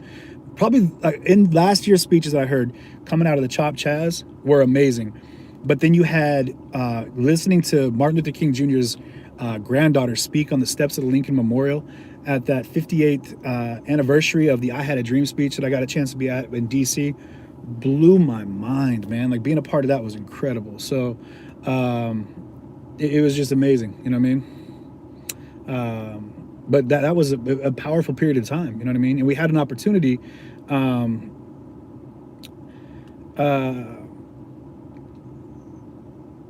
oh, I see what you're saying. Okay, Shiz, I feel where you're at, you know what I mean? Like, I get it, you know what I mean? It's just tough because, like, I would love to do this full time, and it's hard. You can't do it full time unless you find a way to diversify your portfolio or whatever, or to find a way to help monetize this. And you do it by getting followers, you know what I mean? By getting people that are willing to help support the stream because they want to watch it, you know what I mean? And I just legitimately, like, I'm working a full-time job. So whether or not it comes in from you guys or not, I'm busting my ass to put money into the stream to make sure that I can keep it going, so that somewhere I'll be able to go ahead and leave my 9 to 5 and be able to do this full time, because I truly believe in what we're doing here. You know what I mean? What is sea lioning? Yeah, no, Shiz, I'm not saying you are. Hey, one of the things I want to make clear too in the chat is that please don't distinguish me based off of my chat. I can't mod all the chat platforms, and some people in the chat might be a little bit more protective and of me, and or of just of their stance on things. So if they come after you for things, you know, that's between you guys, but have a conversation, y'all. Like, keep it civil. and just talk to each other. I try to assume the best out of people, and a lot of times, because of some of the negativity that I've had to deal with, I find myself slipping a little bit on that, and that's too bad because it ends up being in a situation where I'm kind of like, you know, I don't want to feed off negativity, you know, and I don't want that to be the reason that I'm doing something. If I'm mad about something, you know, I need to work it out and not be a little punk about it. You know what I mean? So that being said, you know, if sea lining though, why do I not know this term? Shiz, would you explain this, what sea lining is? Because I genuinely don't know what that is. Maybe I feel like I should. Anyone over here on YouTube know what that is? Letitia, do you know what that is? One of the things I will say here, and this is what gets me grief from both sides. Ryan, I'm glad. Yeah, Brian, you've been with me from the jump, man. Is that I 100% support our rights, you know, our God-given rights, not the ones that the state has allowed us to have. Is a type of trolling or harassment that consists of... Oh, so Shizcap, real fast. No, dude. What's up? You all right? I hope you're okay, Letitia. Is a type of trolling or harassment. So Shiz is explaining over here on Twitch that sea lining is a type of trolling or harassment that consists of pursuing people with persistent requests for evidence or repeated questions while maintaining a pretense of civility and sincerity. Okay. Oh, Jen's up. Thank you for those bits. Hey, whatever you do to do some more for NCJ. Hey, whatever you do is I appreciate it. Just sharing the stream, being an active part of the community, guys. I don't ask for anything. If you're able to help out and you're able to make some contributions, that's amazing. If all you can do is just be a part of this, ask questions, and help engage in like building the community we have here, that's plenty good for me, guys. That makes me super happy to know that I've seen bridges being built between different belief systems, different ideologies, different fundamental aspects of how they see the world. And I think it's great that we have a chance right here in these streams to build those bridges. You know what I mean? And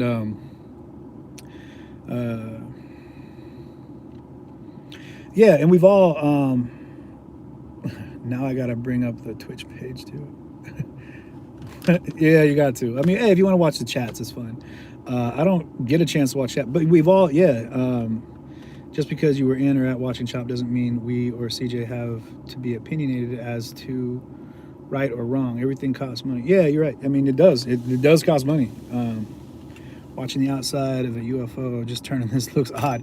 Yeah, no, sorry. I had to set you guys up on my dash here because the one deal that I got has already been taken. So I'll set you guys right here. Boom. Maybe that's better. You don't have a very good view though. You know what I mean? But you got a view all the same. So there we go. I feel like it was better where it was at. What do you guys think? Let me set this up. And then I'm going to get out here in a minute and I'm going to show you guys these falls, which are beautiful. So I'm excited to show you guys that. Steering wheel's going to be in the way. That's just how it's going to be. Boop. There we go. But to be real straight up about it, I think that it's tough because people assume that, okay, here's the deal. And I think, Shiz, I'm going to talk to you a little bit more about things because I think that you kind of are, feeling like you represent a little bit of different viewpoints than a lot of people. I think that what happened is like I covered some Trump rallies and people were real mad about that. Like, oh man, how could you go to a Trump rally? And then I had went that one night in DC, and this is where Andrew and I ended up having issues. Apparently that was part of it, but on the back end on personal stuff, it had not a lot. That was a very small factor. But I followed those Proud Boys around because when I tried to go around, follow people in the Black Bloc, they weren't having it. They didn't want any streamers around them. So I was like, okay, I'm just going to go ahead and go where I can go. And that was news that was happening in the streets. That was a big night. If you guys remember that first night, like there was like brawls. Like Antifa was out in the streets looking for Proud Boys. Proud Boys were in the streets looking for Antifa. They found each other in the streets. And legit, guys, if folks want to meet up at the bike rack after school and fight, go ahead, man. Have it out. Legit. But you bang it out, you scrap it up, you pick each other up, and you say, all right, cool, we're better now. We got it out of our system. When you're fighting about beliefs and kind of like doctrine, it's different because it's hard to come back from that stuff. You know what I mean? So, but people were mad because I didn't like jump in and like defend everybody. And I was like, well, I didn't fly across country to be security for this event, nor did I fly across country to get myself stabbed or shot stopping people from fighting that chose to fight each other. You know what I mean? I did, however, jump in it a couple times and pull people off of people that were on the ground already. So, but again, I'm there to observe, not to be a part of the news, but to help you guys see the news as it's happening. So it's tough, man. But people really just wanted to typecast me because I was at a Trump rally. They're like, well, how dare you? And I was like, well, he's the president of the United States of America, and it's part of one of the, like, it's a huge controversial election that's happening right now.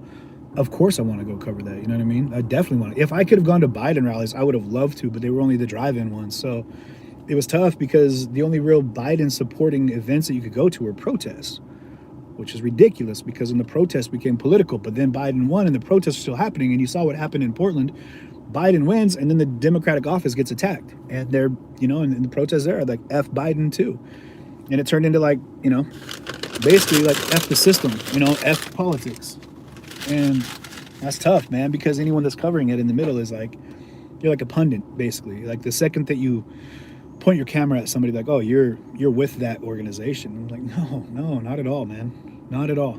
Not even a little bit. Like I said in one of the quotes, like, I am not defined by the people that I talk to, nor do I like make them who they are by seeking to understand them. Like, that's a quote from me. Like, I legitimately feel that way. Like, my goal is to better understand what's going on in the world around me. And there's a lot of people that feel the same way, you know?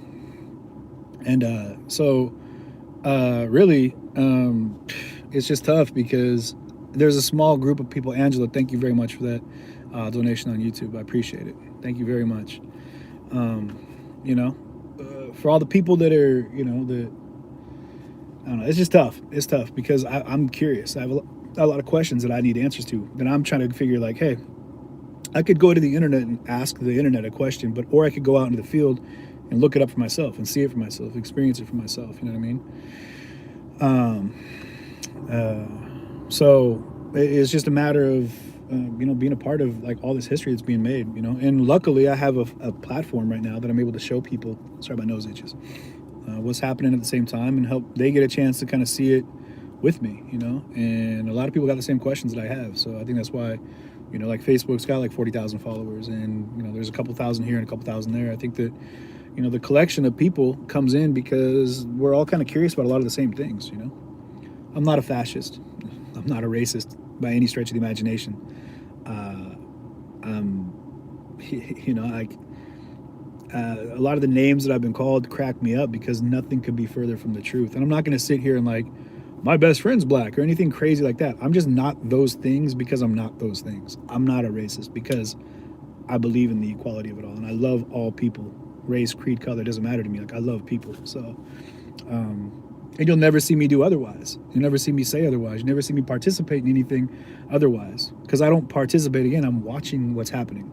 And people get mad when you give someone your platform. And I think that's where a lot of people had issues, like in Seattle. They're like, how dare you give your platform to the Proud Boys or to these Trumpers that they considered anyone voted for Trump is a racist, you know? So they were like, how dare you give your platform to these racists? And I was like, I didn't give my platform to anybody, y'all. Like, I showed up, asked questions, listened, watched, and tried to educate myself about the views that other people have, which I would hope every single person would do. You know what I mean? And it's tough because these people end up in a position where they're like, there you go. Glad to hear it. A lot of people on the left judge you because you gave Enrique and the people.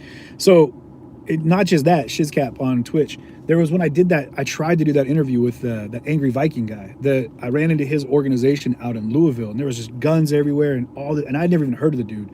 I didn't even know about half the organizations that were out there. So I was like, all right, I'm going to interview this guy. And the interview ended up being him just basically going on a rant I was on his show broadcasting on my page, but he was like basically just going off, and people were really upset about that. And I was like, yeah, that was a pretty effed up exchange. Like, the guy was on some pretty radical levels, and I was like, okay, it's not my place to, like, I just wanted to hear what he had to say. I'm like, all right, man, you go ahead and say what you have to say. If people don't like you, they're probably not going to like you a lot more. They're going to dislike you even more now after hearing this. But he did clarify a few things, because they were like, oh, he's a white supremacist. And he's like, no, we do. I mean, part of the 401 or the 501c3 that they have goes into gentrified school districts and things, or not gentrified school districts, but redline school districts and places where, and they do work with, I can't remember the organizations, but, and I was like, that's cool. It's good to hear that. But a lot of the stuff he was saying is pretty radical. And I was like, all right, dude, like, I don't agree with what you're saying, but it's not my place to tell you what you think. I'm just letting you speak your piece. I'm asking you questions so people can better understand you. It wasn't like a point counterpoint type interview. You know what I mean? And then like what you're saying about Enrique and the Proud Boys platform, like that was a rough night no matter what. You know what I mean? Like I was following him around. Then they did this indoctrination speech where we're at the Washington Monument, and he's like, I'm just gonna indoctrinate everyone, make you all proud. I'm in the middle of this crowd of like 200 people like packed up into the front, and everybody's like, he's like, look to your left, look to your right. Then they did some little speech or whatever they do, and he was like, whatever, like, we're all Proud Boys now, whatever they did. And I was just like, okay, well, whatever. I wasn't sitting there like reciting lines or anything, and people were like mad about that. But the problem is I could have stood on a street corner and stared at nothing with my feed, and that's what I would have got. I tried to go with people that were in block, but they were like, no, we don't want any streamers here. We don't want anyone filming. Like, no one's allowed over here. And I was like, okay. So the only other thing that was in the streets was the Proud Boys that were marching around, and that was news being made. So there's no way I'm not going to follow that. You know what I mean? Just like I followed protests, just like I followed marches, just like I followed so many different things that have happened. It's just another thing that was happening. You know what I mean? But people just were mad because I wasn't like, basically like being an activist or being I wasn't protesting. Like I wasn't out there actively speaking out against the Proud Boys, or I wasn't out there actively, and the Proud Boys get mad because I'm not actually out there like running BLM into the ground. And that's just frustrating because I'm like, that's not what I'm here for, y'all. Like I'm not here to tell you guys how I feel about what you're doing. I'm here to ask you what you're doing and why you feel what you're doing is what you should be doing. Like, why are you so passionate about what you're trying to accomplish right now? And what are you trying to accomplish? You know what I mean? So it's just frustrating because people would love to pigeonhole you, know what I mean? How about Kevin from Kenosha? He just got interviewed over on Raw Topic. So he got some interviews in. Here's a difference between like, so Kevin is one that someone just asked me about on Twitch from Never Stop Media. So Kevin is, the reason he has a lot of issues, I feel, is because he is like an investigative journalist, is how he tags himself. So his thing is, he's like, I'm going to go ahead and dig into you, and I'm going to find out about you, and I'm going to put, and he puts things on blast, you know what I mean? And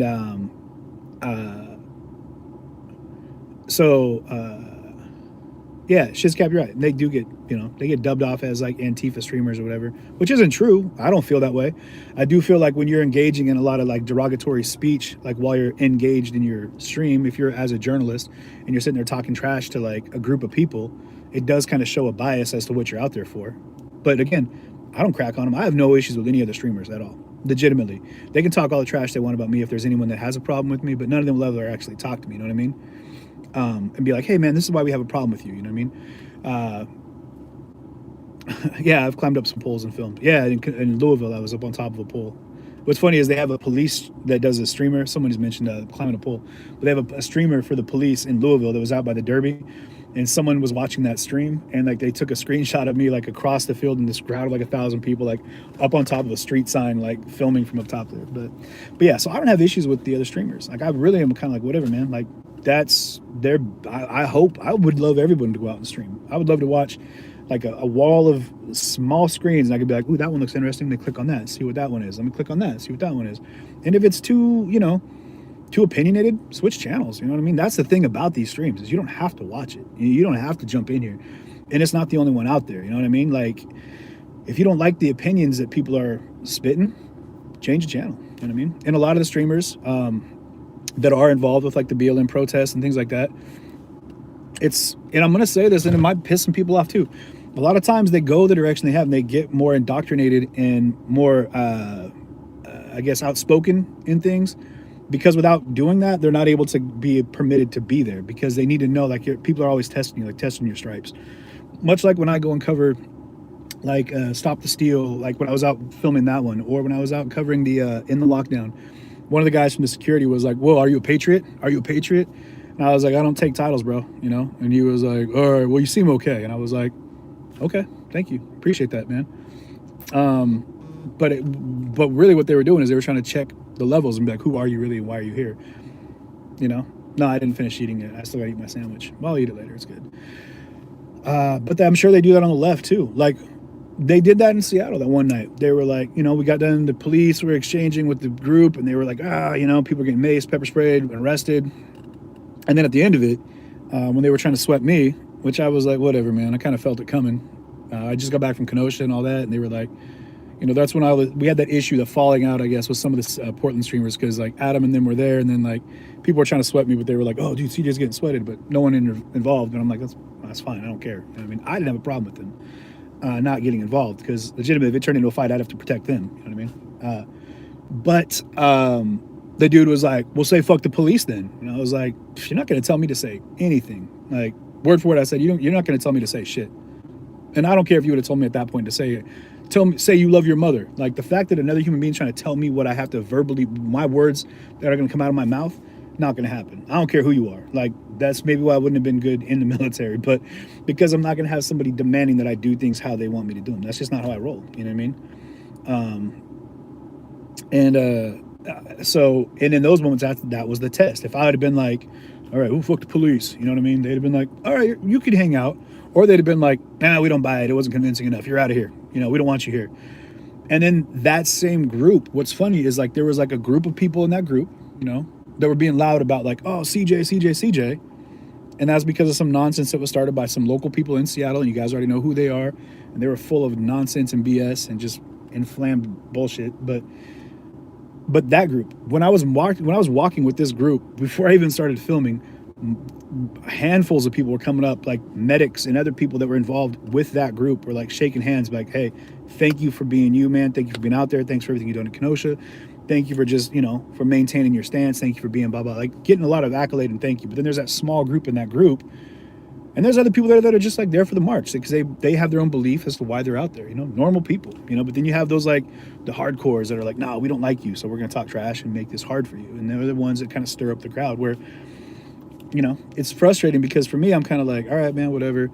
I shouldn't but it's hard for me to allow a couple people to tell me what to do or tell me where I can and can't be, you know, because part of me wants to be like, well, hey, let's just scrap about it. You know what I mean? Let's just scrap, you know, if it's an issue,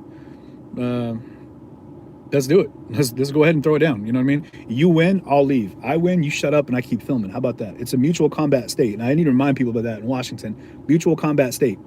If we're in the streets, even in front of the police, and you say, I want to fight you, and I say, I'm going to fight you, we shake hands, we can scrap right there, and no one's going to jump in and say anything. The police will actually moderate, make sure no one else jumps in. It's okay. So, but it doesn't need to be like that, because that's not the direction we need to head with things. But it's just stupid that it gets there when it's like, man. And here's the problem that I have with a lot of the block situations, is that when they're out there, and I say, like, they feel passionate about why they're there. They believe that they're there for a cause. I want to believe that they truly feel in their heart of hearts that they're there for a good reason. And I'll get to you in a second about the fires. I want to believe that they truly believe that their cause is just and valid and righteous. Which in that, it frustrates me, because then I'm like, tell the world, let me be a platform for you to explain to all these people why you're here. And I think that if they would stop and really listen to what I'm saying there, is I'm saying, hey, I want to elevate your voice too. I think that if maybe what you believe, like, you might be the one to explain this message to people in a way that they might understand it, like, oh, maybe I do have this twisted a little bit. Maybe this isn't what I thought it was. Now I better understand it. You might find that people might rally to your cause, you know?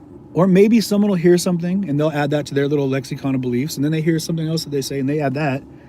And at the end of the day, they build a better understanding or a better fundamental like formulation of what someone's trying to accomplish. And then they move in a better direction. You know what I mean? And it's crazy that like, it's really bad. So it's sad that people don't want the message to get out there. And that's not just the left, just to be very clear, because like I said, what happened with the Proud Boys in DC, like even they were like snatching my camera and they're like, who are you? Who are you with? I'm like, well, it shouldn't matter who I'm with. Like, even if you think I'm like an Antifa spy or whatever, it doesn't matter. Like, I have a right to be here, right? Like, I'm in America. Like, end of the day, protest, no protest. I'm walking down the street. If someone just walks up to me like, get off my street, fuck you. Really? You move me. How about that? What do you think you're going to do with me? You're going to tell me I can't walk down my own street? The fact that I'm holding a camera, now you want to go ahead and fight me about that? Come on, man. Get off yourself. It's crazy. And so that's how I feel when I'm out there and people are like, what are you doing here? Why are you here? What's this? I'm like, you don't have any right to touch me. Like, don't ever touch me. Don't put your hands on me or we're going to have problems.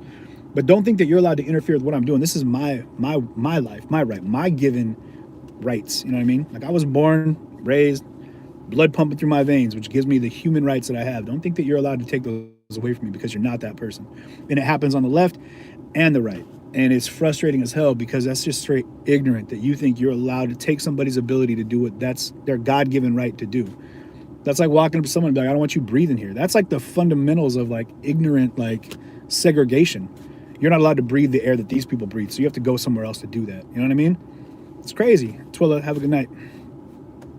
And so for me, like, that blows my mind. I would never tell somebody like, hey, I don't like you. I don't want you here. You know what I mean? I would, or to leave. And that's just my personal property. If I'm like at my house having a party, we're gigging and vibing, there's somebody there and I don't like him, I'm not going to not tell them, hey man, I don't really like you. I'd rather you not be here. Like, you're killing my vibe. You need to leave. That's one thing. You know what I mean? Which is why even at protests, you guys, I'm going to say it again, like what happened in DC that time when the Antifa came out and they were like, we don't want you here. You got to bounce. They had advertised, and to be clear about it, they had advertised like on Facebook and other social media platforms about a rally that they were having in Black Lives Matter Plaza, right? So I said right off the bat, before we even went out there, I was like, that's their rally. Like, they're planning this rally. They planned it. You know, they said, hey, everyone come together. This is our meeting. So if I'm in their rally and I'm like, hey, I'm filming, they're like, we don't want you here filming. Well, it's my right to be here. Yeah, maybe in those streets, but legitimately, it'd be like going to a public park and someone's having like a quinceañera. And I'm like, hey, I'm going to go ahead and, I'm going to set up a boxing ring in the middle of your quinceañera because it's a public park. So I'm going to do that. And they're like, bro, we were here. Like, we have a party set up. We advertised. Our friends and family are here. Like, well, I don't care. It's a public park. I'm allowed to be here. So deal with it. That's just an asshole move. You know what I mean? And so for me, I was like, you know what? I'm good. I'm going to go ahead and bounce. You know, I'm not going to fight my way into your protest. And I told the guy that, like the person I was talking to, hey, Catalina, thank you very much. Thank you very, very much. I appreciate that. So I told the person right there, I was like, listen, no sweat. I'll bounce. Again, this isn't my rally. This is your guys' rally. I'm not trying to be an asshole here. I'll get out of here, man. I'm not trying to force the camera into your face. And the dude that I was talking to, like, kind of stepped back and was like, that was when it was like, man, you want to get slapped? And I was like, come on. Like, I'll look right past that. I'm not going to physical threats or whatever. But what got me was that, like, the dude kind of like pumped back and was like, well, thank you, man. I really respect that. I respect that you're being so understanding. And he was like, I'll let them know how respectful you were and how cool you were about it. And I was like, cool, man. Yeah, just let them know. And as we walked out, we were actually having, and my sister's over there kind of, and I'm like, Shama, shut up, please, but it's whatever. She's learning. She's figuring it out. Marvin, have a good night, man. And Catalina as well.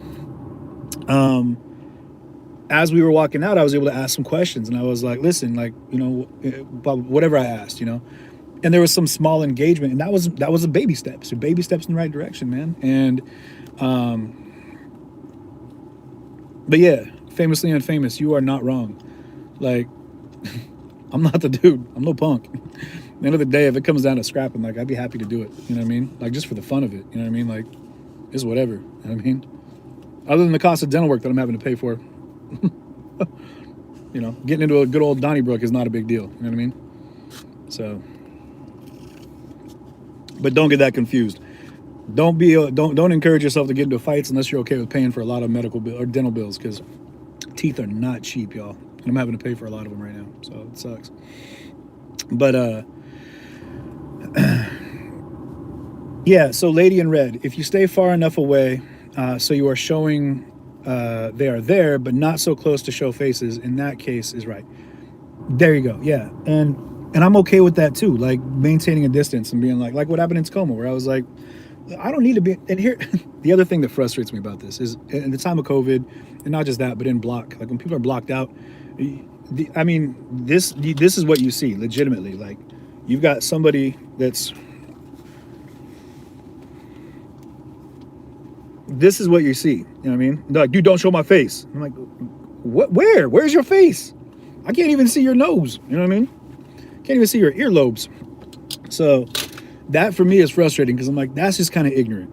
You're not on camera. Like, the reason that you're wearing gear Lisa, thank you. The reason that you're in gear right now is so that you won't be on camera, right? Like so that no one can see who you are.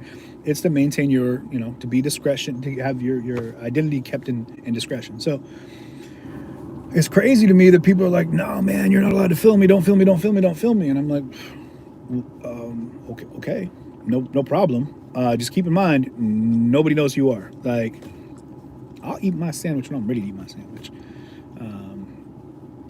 But so anyway, yeah, that whole thing is nuts. You know what's funny is I found this in my pocket. It's probably been in my sweater pocket for months, and I got it at a gas station. I walked in and the guy was like, "You need a mask?" I didn't have one, so I grabbed one off the counter, and it was this American flag one, and I was wearing it. I can't even remember where I was wearing it.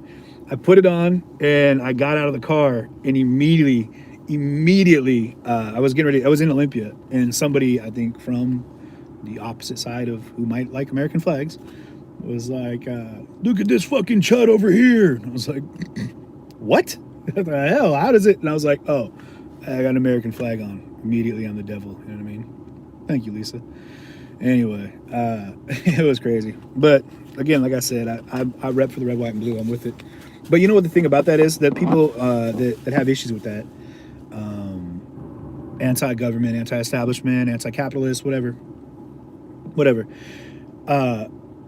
Like when I say something like I rep for the America that I live in, like that's everybody, like everybody. And I think people have gotten past that point where, because no one wants to ask you questions. Like if I see someone being violated, I don't give a damn if you're wearing black bloc or you're wearing a red, white, and blue jumpsuit. I'm gonna fight for you. Like I'm be the one that I'll step in there and be like, no, man, you need to back up. Like that's not, you don't have the right to do. I've done it before. I've done it when you've got people that have been like trying to step on anyone else's like their right to film it even. And I'm like, dude, you can't. No, you're not allowed to tell them they can't be here. I don't care if this is, they're on a public street. You're on a public street. Like everyone's out here. It doesn't matter if you don't agree with them. Like you don't have to. So not everybody has that same viewpoint. And look, it sucks saying it, guys, but part of it is maybe that I'm just a little bit older than a lot of the streamers out there. Like I'm one of the old dogs when it comes down to like the streamers. They're all like in their early 20s. You know what I mean? Most of them, a lot of them, I'll say. And I've lived a lot of life. I've been around the block. Like we talked about earlier today. I've gone through a lot, and but yeah, Lisa, I'd knuckle up for any of you. I mean, it doesn't matter what your beliefs are, religious or otherwise. Like, like you're my people. Like you're all my people, whether you want to agree with it or not. Like we're all here. You know what I mean? You're right. Famously unfamous. People, they need to put more boxing gyms. You know what Steve said, actually? I was watching that show PT the other day, and he said something that was funny because people hearing that would be like, no way. But he was talking about the way that we could help with a lot of the problems people are talking about with a lot of the gentrification. Like we need to dump money back into black communities. We need to, basically we need to stop making these situations such a hostile living environment for people that are living in these situations. And when we're talking about these black communities that have been pushed off into like the ghettos that people want to talk about, like we need to stop doing that. We need to start working harder on bolstering up these communities. But there used to be so many more programs and whatnot. And I was talking to a guy in Kenosha. I was interviewing him when Biden was in town, actually in front of that church. I think he was in talking to Jacob Blake's family. And we almost got that interview too, which is crazy because his people were talking to our people. And my sister was like, hey, Biden's going to be coming out. He's actually going to be trying to find where you're at. So get yourself where he can see you. And I was like, man, that'd be awesome. You know what I mean?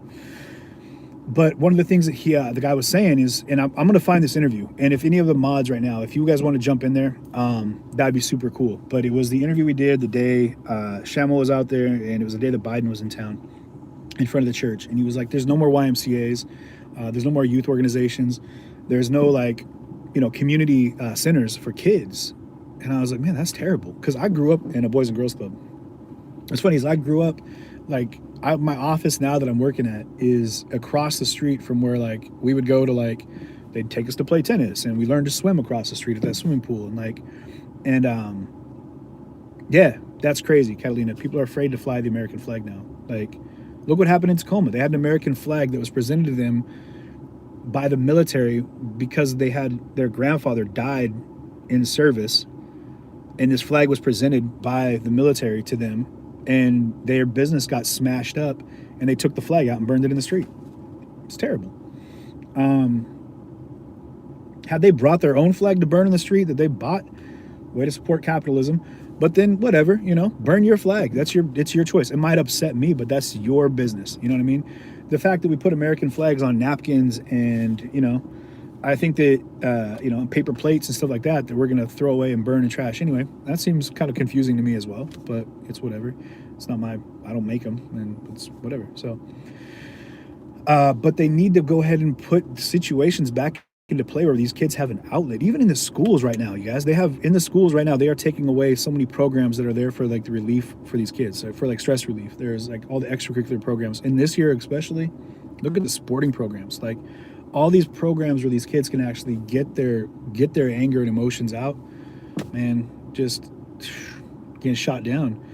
But they're getting fed a bunch of crap on the internet, you know what I mean? Like being fed lies and hostility and anger and venom and hatred, and then that's what's processing these young minds, you know what I mean? So we need old kids. We need the people that are like the old schoolers to step up and say, hey man, I'm going to give you something better. I'm going to go ahead, like what we were talking about in the first video from earlier today.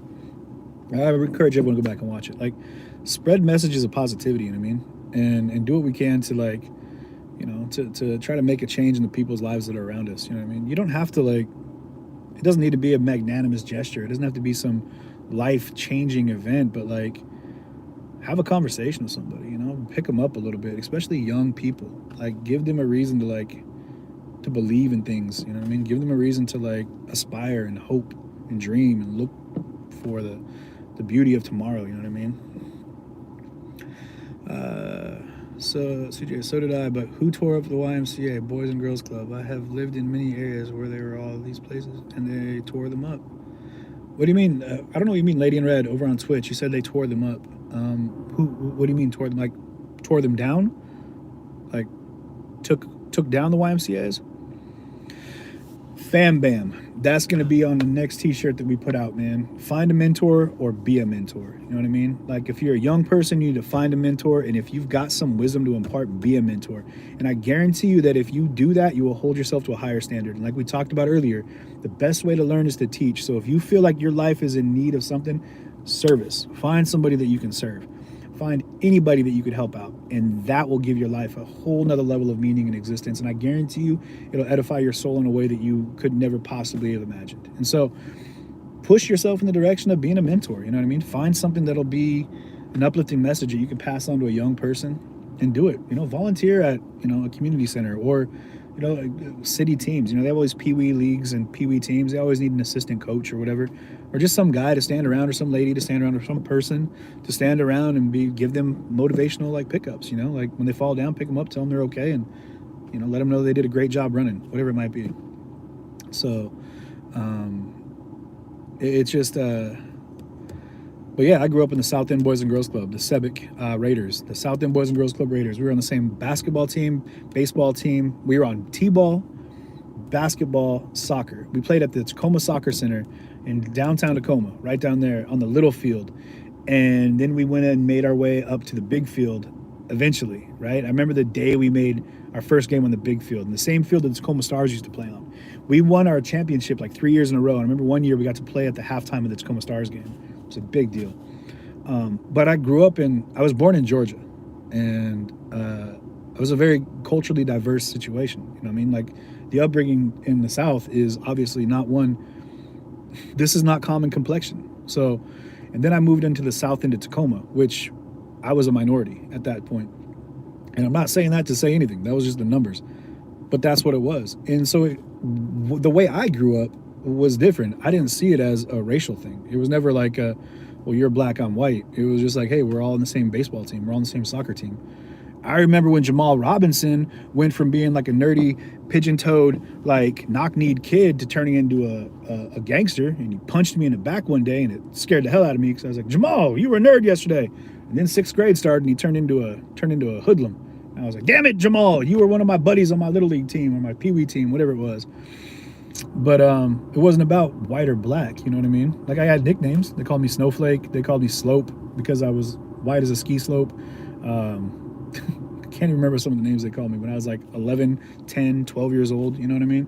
But it didn't matter, man. It didn't matter at that time because we were all just kids. You know what I mean? We were all growing up together. We all lived in that same situation, which I love being back in Tacoma now too, because it almost reminds me that like living in Bellevue in those areas, like it is very much a different grouping of people. You know what I mean? And it's nice to be back around people that like I grew up with. You know what I mean? And like the reminder that like you can be kind of hood. You know what I mean? Like that's okay. But I think we all need to let go of this, like the racial divide, the cultural divide, the class division that we've got going, and be people, man. You know what I mean? Live your life in someone else's shoes for a little bit. You know, step in and appreciate that you don't understand, you don't know their life. You know what I mean? Like, it'd be easy for me to say things like my cousins on my mom's side, they're black. I could say like, oh, well, I have black cousins, so I know, you know, I understand that. No, you don't. Like, even if you grew up next door to somebody of a different race, color, creed, whatever it might be, and go to the same school, even if you went to the same school, same church, same sporting events, same everything, your life experience will not be the same as their life experience, no matter what. And theirs will not be the same as yours. So you might have some sympathy for what other people are going through when they're dealing with racial issues and situations where they're getting dealt with bigotry. But you can never really be empathetic to their plight because you've never lived their life, you know? And so I hope that people can appreciate that too. You know, that we as people, like, we don't genuinely know what someone else has gone through. I don't know what made any of your lives. I mean, I know some of you on a more personal level, but I still don't know everything that made you who you are and brought you to the place that you're at right now, you know? I would hope that that's what this will do. It'll better communicate our life experiences, and we can help learn from each other. You know what I mean? But Packer Nut 34, you said it right. Just be a good human, period. You know what I mean? That's what we need to do. I interviewed a black gentleman in Louisville, and I asked him flat out, he gun packing in his waist. Yeah, he had a shirt off, and he was like arguing. At first, he was arguing with these people, but he was the one that was mediating between the 3%ers, these patriots, and like the militia and the local. So many guns, y'all. Like every single person there had an assault rifle, and he was kind of like calming everyone down. The police showed up, and then there's more people with guns everywhere. And this dude had a real calm demeanor about him, and I was loving that he was so like chill. And I asked him, I was like, what do we got to do to change it? And he was like, we need to stop teaching it, man. We need to stop teaching our kids about teaching them how to be racist. We need to stop teaching them. And he said about racism, he was like, the more we talk about it, the more it exists. And he was like, I'm not saying that we need to act like it didn't happen, but we need to change our focus. We need to change our focus on other things, so we're not focusing on all the negativity. And I'm going to give you guys one last example here of what I'm talking about. Then we're going to go check out these falls. I'm going to take y'all with me. So there was these flight simulators, and I've mentioned this before. They have these flight simulators for helicopter pilots, and this is back post-Vietnam, right around that period of time. So they took all of these ace pilots, right? These guys that were like renowned medal-winning, award-winning pilots, right? From Vietnam, and helicopter pilots. And they put them through this simulator. And what they did in the simulator was they highlighted all of the areas in red that were no-fly zones, like the danger zones where you couldn't fly, where your blades would clip or whatever. And they had like a 95% failure rate. Like all these pilots like failed out. And so what they did was they brought all of those pilots back. They put them through that same simulator or another similar simulator program, and they highlighted all of the areas in green that were safe fly zones. And it was like the same percentage, only they all cleared it past the simulator. And when they asked the pilots, well, what was the difference, you know what I mean, between the two simulators that you went through? They said that the first one, you focus so hard on where you couldn't go, what you shouldn't do, that you brought yourself right up to the edge of it. You know what I mean? It's like anything. Like when you're thinking like, oh, that table is sticking out a little far, your body kind of goes towards it and you end up stubbing your toe. And that's exactly what happened. They'd focus so much on the red area where they couldn't go that they'd clip a blade and, you know, crash. And then when they changed the parameters, the control of the experiment, and they made it the green, they were like, we were focused so much on this small area of red that it took us right up to the edge of it and we'd crash. What we didn't realize is when you look to your left, it was wide open fields of green. that we were allowed to fly in, the safe zones. But the parameters in our brain are to go out and put ourselves right up against the edge of what's allowed. And I think that that's what happens a lot of times in the way people are thinking nowadays, is that we focus so much on the negative things, on the red zones, that we end up crossing the line and getting burned and getting burned and getting burned. Instead of changing the parameters, changing the focus, changing our approach or our general, the aesthetic of what we're doing, and focusing on the green. Let's look at green pastures. Let's look at the better way to handle and to process and to do things. That's what we can do. We can move in the direction of positivity instead of constantly battling with the edges of negativity. You know what I mean? And it seems like a radical thought process, but it really isn't that difficult, y'all. It really isn't that hard. We can just stop focusing so much on that negative and spend a little bit more time on the positive. Riding Dirty Llama. You have a great night. Thanks for kicking it with us today. I appreciate you. But hey, before you go to bed, I'm going to take y'all on a quick field trip, okay? So come with me for a minute here. I'm going to turn these lights off. I'm going to have to go ahead and it's going to be choppy because I'm just going to have to hold my phone here. So boom, boom, boom. And then, so bear with me here. I'm going to leave Jits in the car because we're not going to be out there forever. But this guy, he's cold and wet. So boom. And here we go. Jitsi boy, I need you to stay in the car. Okay. So come with me for a walk real quick, y'all. Sorry. Okay, boom. And then we put the camera on that way. But I've got I'm on Kevin Gates net right now. So I got 2 phones. And so you have to bear with me on a minute. It's not too cold out here. Jitsi, stay in the car, buddy. Okay. But I do think I'm going to throw another coat on, actually. So y'all sit tight for 1 second while I get set up here. Talk amongst yourselves. Dogs. Barbara Streisand. Oops. Boom, there we go. Oh, wait, is that up on the door? Nope. All right, cool. Bubba, stay in the car. You're good. I'll be right back, buddy.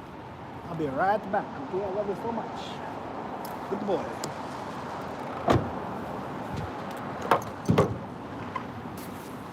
Whew. I lied. It is chilly out here. All right. Zip this thing up.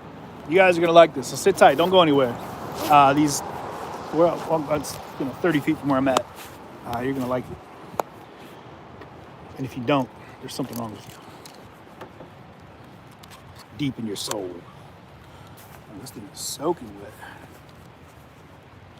I just got drenched, y'all. Like, hanging out at the mountain was cool, but it was definitely a moist experience. There's plenty of you that hate that word, but I just used it. All right. And put that on there. Jits, you guard the car. Good boy. All right. Well, Angela, I'm glad that you're tuned in from the hospital out there saving lives. Okay, so here we go. Boom, boom. All right, cool. So here we go. It'd be cool if I was just doing a multi-stream. It'd make this a lot easier, but this is what we're working with right now. So we got streamception going here. Do it the other way around. All right, cool. We're gonna go up the steps, get a view from the top. It's cool, these steps, you can't see them from here, but they've got quotes written on them. Like right here. I guess you have to go from the top, or they're poems. This one says, sparkling, rushing, and gushing. All right, well, I took on some innuendos.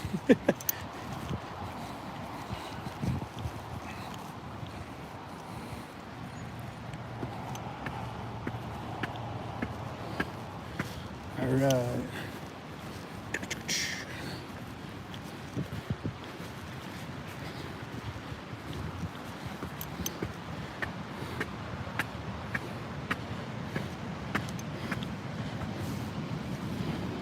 You can hear it. I'm gonna go over here where we got a better view.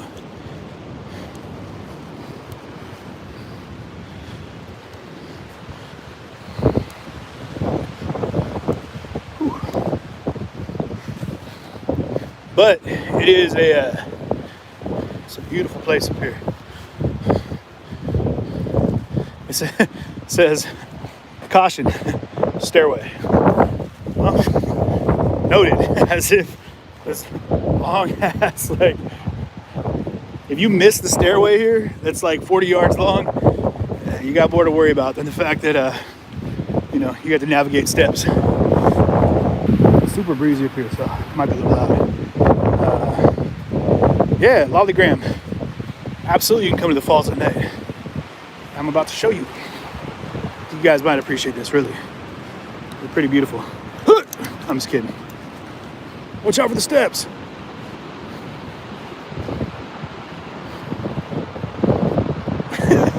That was a trip.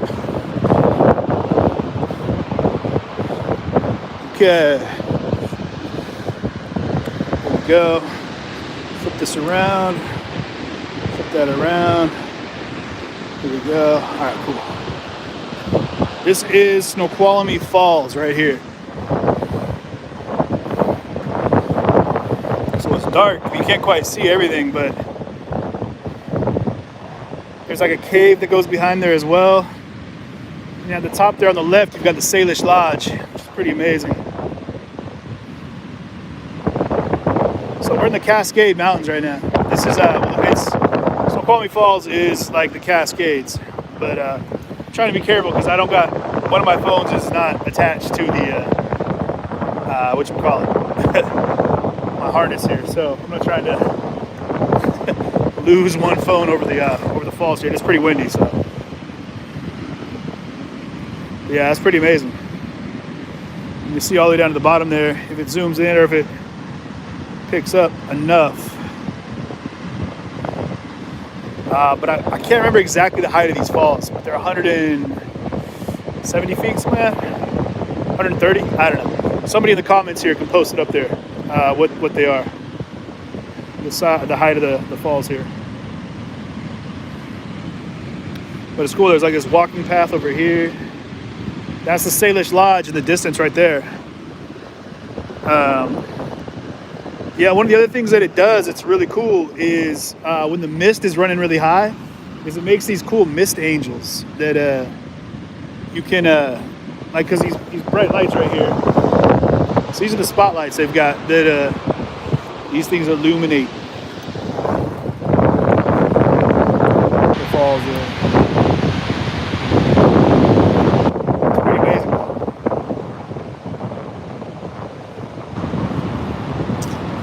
269 feet, spastastic on YouTube, wins 1,000 points. There we go. 269 feet, y'all. That's what we're looking at right here.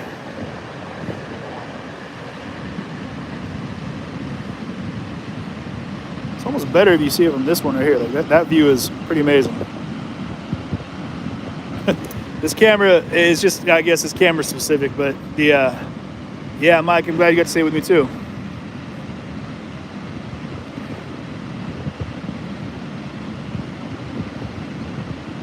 Yeah.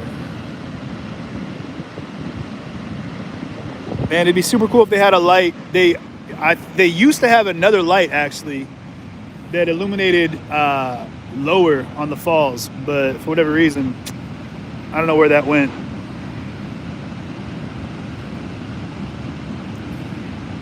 Yeah, you guys are very welcome. I'm glad you've been hanging out with me today.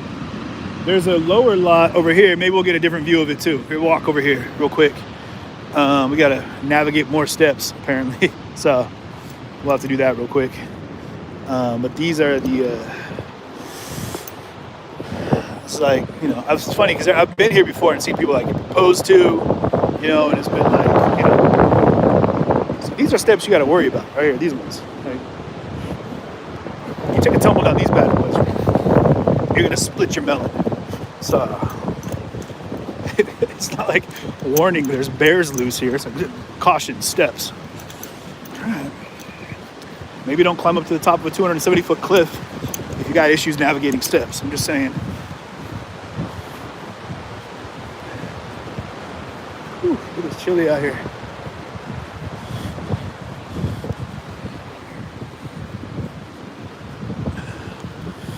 How's it going? Hey. I'm not gonna lie, one time I was out here with a girlfriend of mine and we were hiking the trail and we made it halfway down the trail and we were feeling froggy, whatever, and we got caught fooling around in the bushes by hikers. What are you gonna do? All right, so maybe this will give you a better view. Maybe it'll be the same. I'm trying to get this camera to zoom in. Zoom for me. There we go. All right, here we go. Boom, and there we go. Whew. Man, this thing just does not want to focus on the YouTube side. Man. No, it's not foggy at all. There's a mist down there, which is wild as you can see a shimmer. Okay, so if you guys look down to the bottom there, on Twitch you guys can see it like right to the edge of that mist, right there. That's where that cave comes out from behind the waterfalls. And over on YouTube, because it's having issues focusing, yeah, you guys can't quite see where the edge of that mist is. There's a little like glistening spot. No, I'm not going any lower than this. But yeah, this is some of the beauty. I mean, so far today, guys, we got a chance to go to Snoqualmie Pass. You know, see some of the, you know, the snowy, beautiful mountain there, and then we got a chance to hang out here at the falls, which is super cool. Where it is a healthy habitat for fish, or so they say. But you can hike down there. I don't know how it is right now.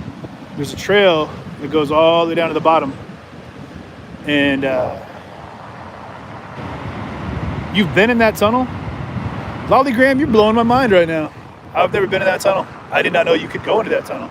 I've wanted to go in that tunnel, like cross the dam, or cross the river and check it out. But yeah, I don't know if you can see it better on Twitch, but it's just a different phone, so, but it's gorgeous though. And that hotel, the Salish Lodge, I've stayed there before, and it's swank. It's super nice. And their breakfast at that joint is divine, super good. Definitely highly recommended. We gotta spend some cheddar though. This is like an occasion situation, you know what I mean? Like, unless you got it like that. And if you do, then go ahead and make me your +1.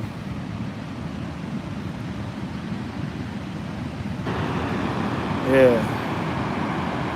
So this is cool. This is very cool. But this is an old dam. Or this is the hydro plant here. Like, they've been pumping hydroelectricity for a while. I'm sure Lollygram over on Twitch can give you more detailed breakdown of what it is, how long they've been doing it. But yeah, Our Grace, it's a great place.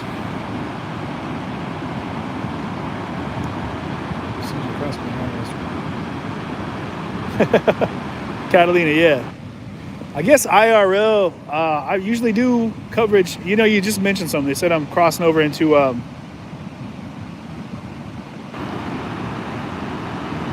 hey, Our Grace, thank you for that subscription. Love you for that. Appreciate it. Thanks for joining the team over here. Catalina Wolf, yeah.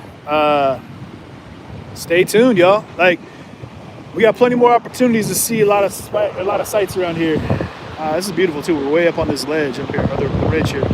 Yeah, thank you for the sub. Keep in mind, guys, that if you have Amazon Prime, you get a free subscription with that. So feel free to use it on Twitch with CJTV Media. It'd be great. It's chilly. It's not super cold, but the breeze coming up off that is freezing my hands. So,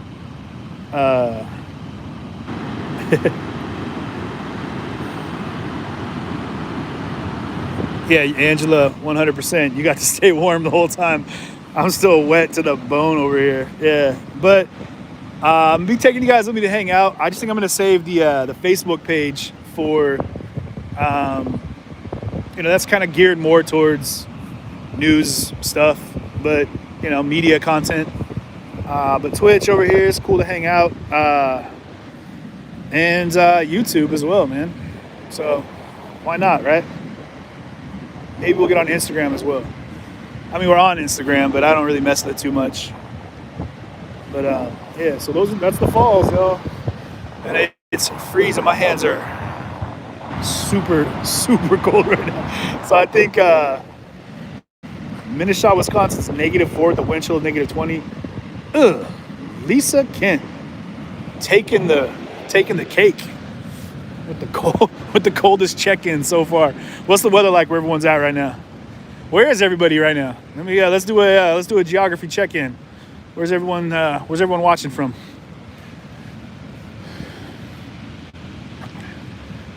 Whew. Oklahoma over there. Okay.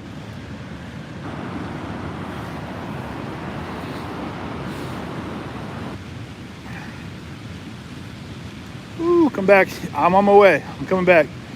Merrill, Wisconsin, Texas, Colorado Springs, Ole Town. Okay. Ooh-wee. It's hard. Cincinnati, 15 degrees. That's pretty cold too. Erie, Pennsylvania. Oakland, keeping it real down there. Mike's of course, he's over in Kentucky. Snoqualmie, Monterey Bay area. That's what's up. Houston, West Hollywood, Snoqualmie, holograms over here. Central Cali. That's what's up. Whew. Massachusetts. All right. People are dialed in, man. It's good to see people in here. Why am I climbing steps? Oh, that's what I'm doing.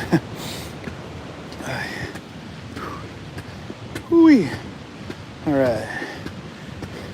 If you're watching YouTube and Twitch side by side right now, Clacton on CUK.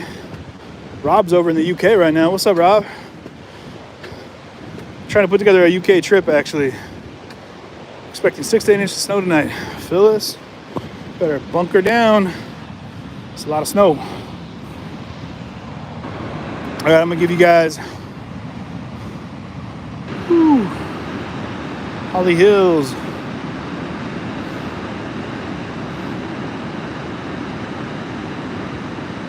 I'm going to my car, Lollygram.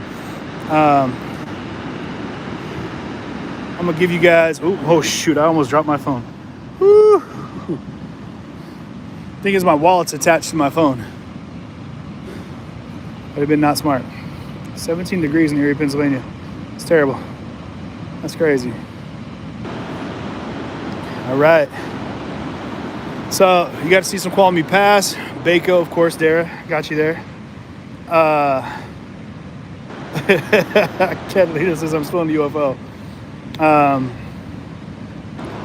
Yeah. See, this is where you can kind of see the mist when it starts coming up. And then you get these like mist angels. Like if you stand here, you got to stand. I'll try to get one for you. Hold up. See if I can get one while they got the mist roiling around there. It's pretty cool. Oh, here we go.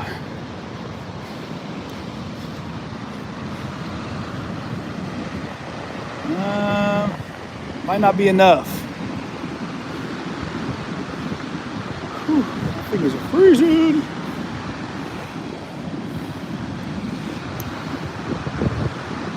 Yeah, there's not enough mist right now. Normally, because these lights behind me right here, they're not super bright, but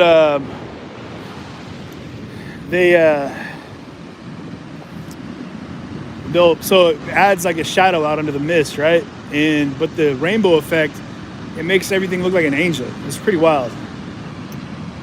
I'm hoping that it'll show up here in a second.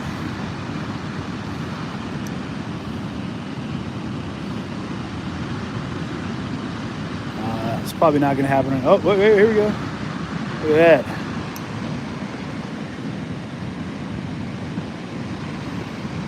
Like the breeze changes and the mist comes in. It's like some scary like pirate movie type thing. Woo! That is chilly. That is chilly.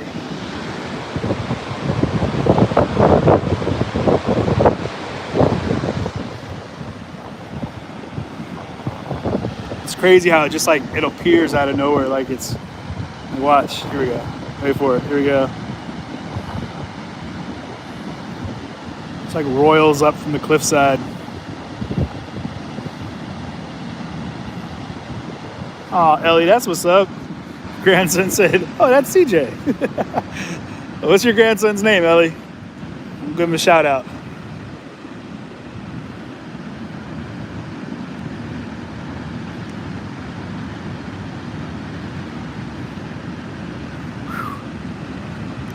Mike Estep says it's 23 in Columbus, Ohio.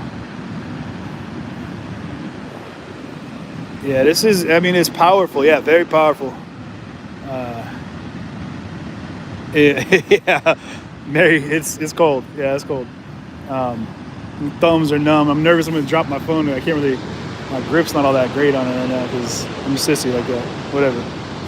Maybe if I step back here, it won't be so bad. It'll maybe fall. A manageable fall here. But yeah, this is great. Yeah, the mist, like it'll shoot up and like it'll come over in this whole area. It'll feel like it's like a little it'll be like a little bubble, like a little alien bubble that they were talking about, and it'll just turn into this little like rain chamber. Like it'll start dumping rain, but it'll just be in this area right here. Like, well, I'm sure it'll be like that anywhere, but the mist comes over this because the cliff kind of runs in right here, guys. So I'm going to show you right over the edge here.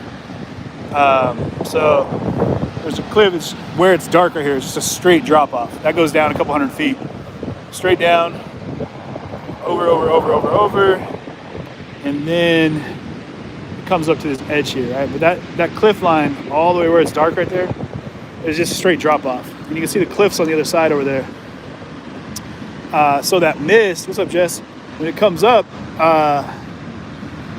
it kind of like it funnels itself over this direction here, and it turns into this kind of little twister of mist. Let it get soaked and wet real quick. But all right, I'm freezing, and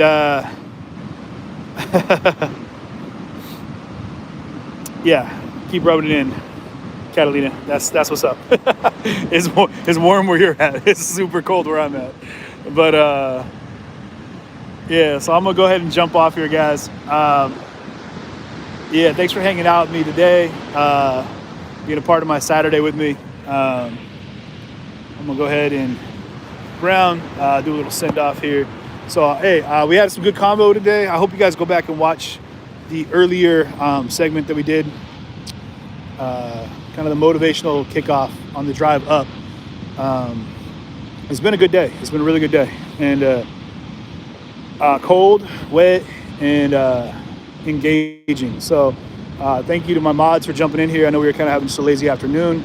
Tammy, thank you very much for being over here on Twitch, making things happen over there.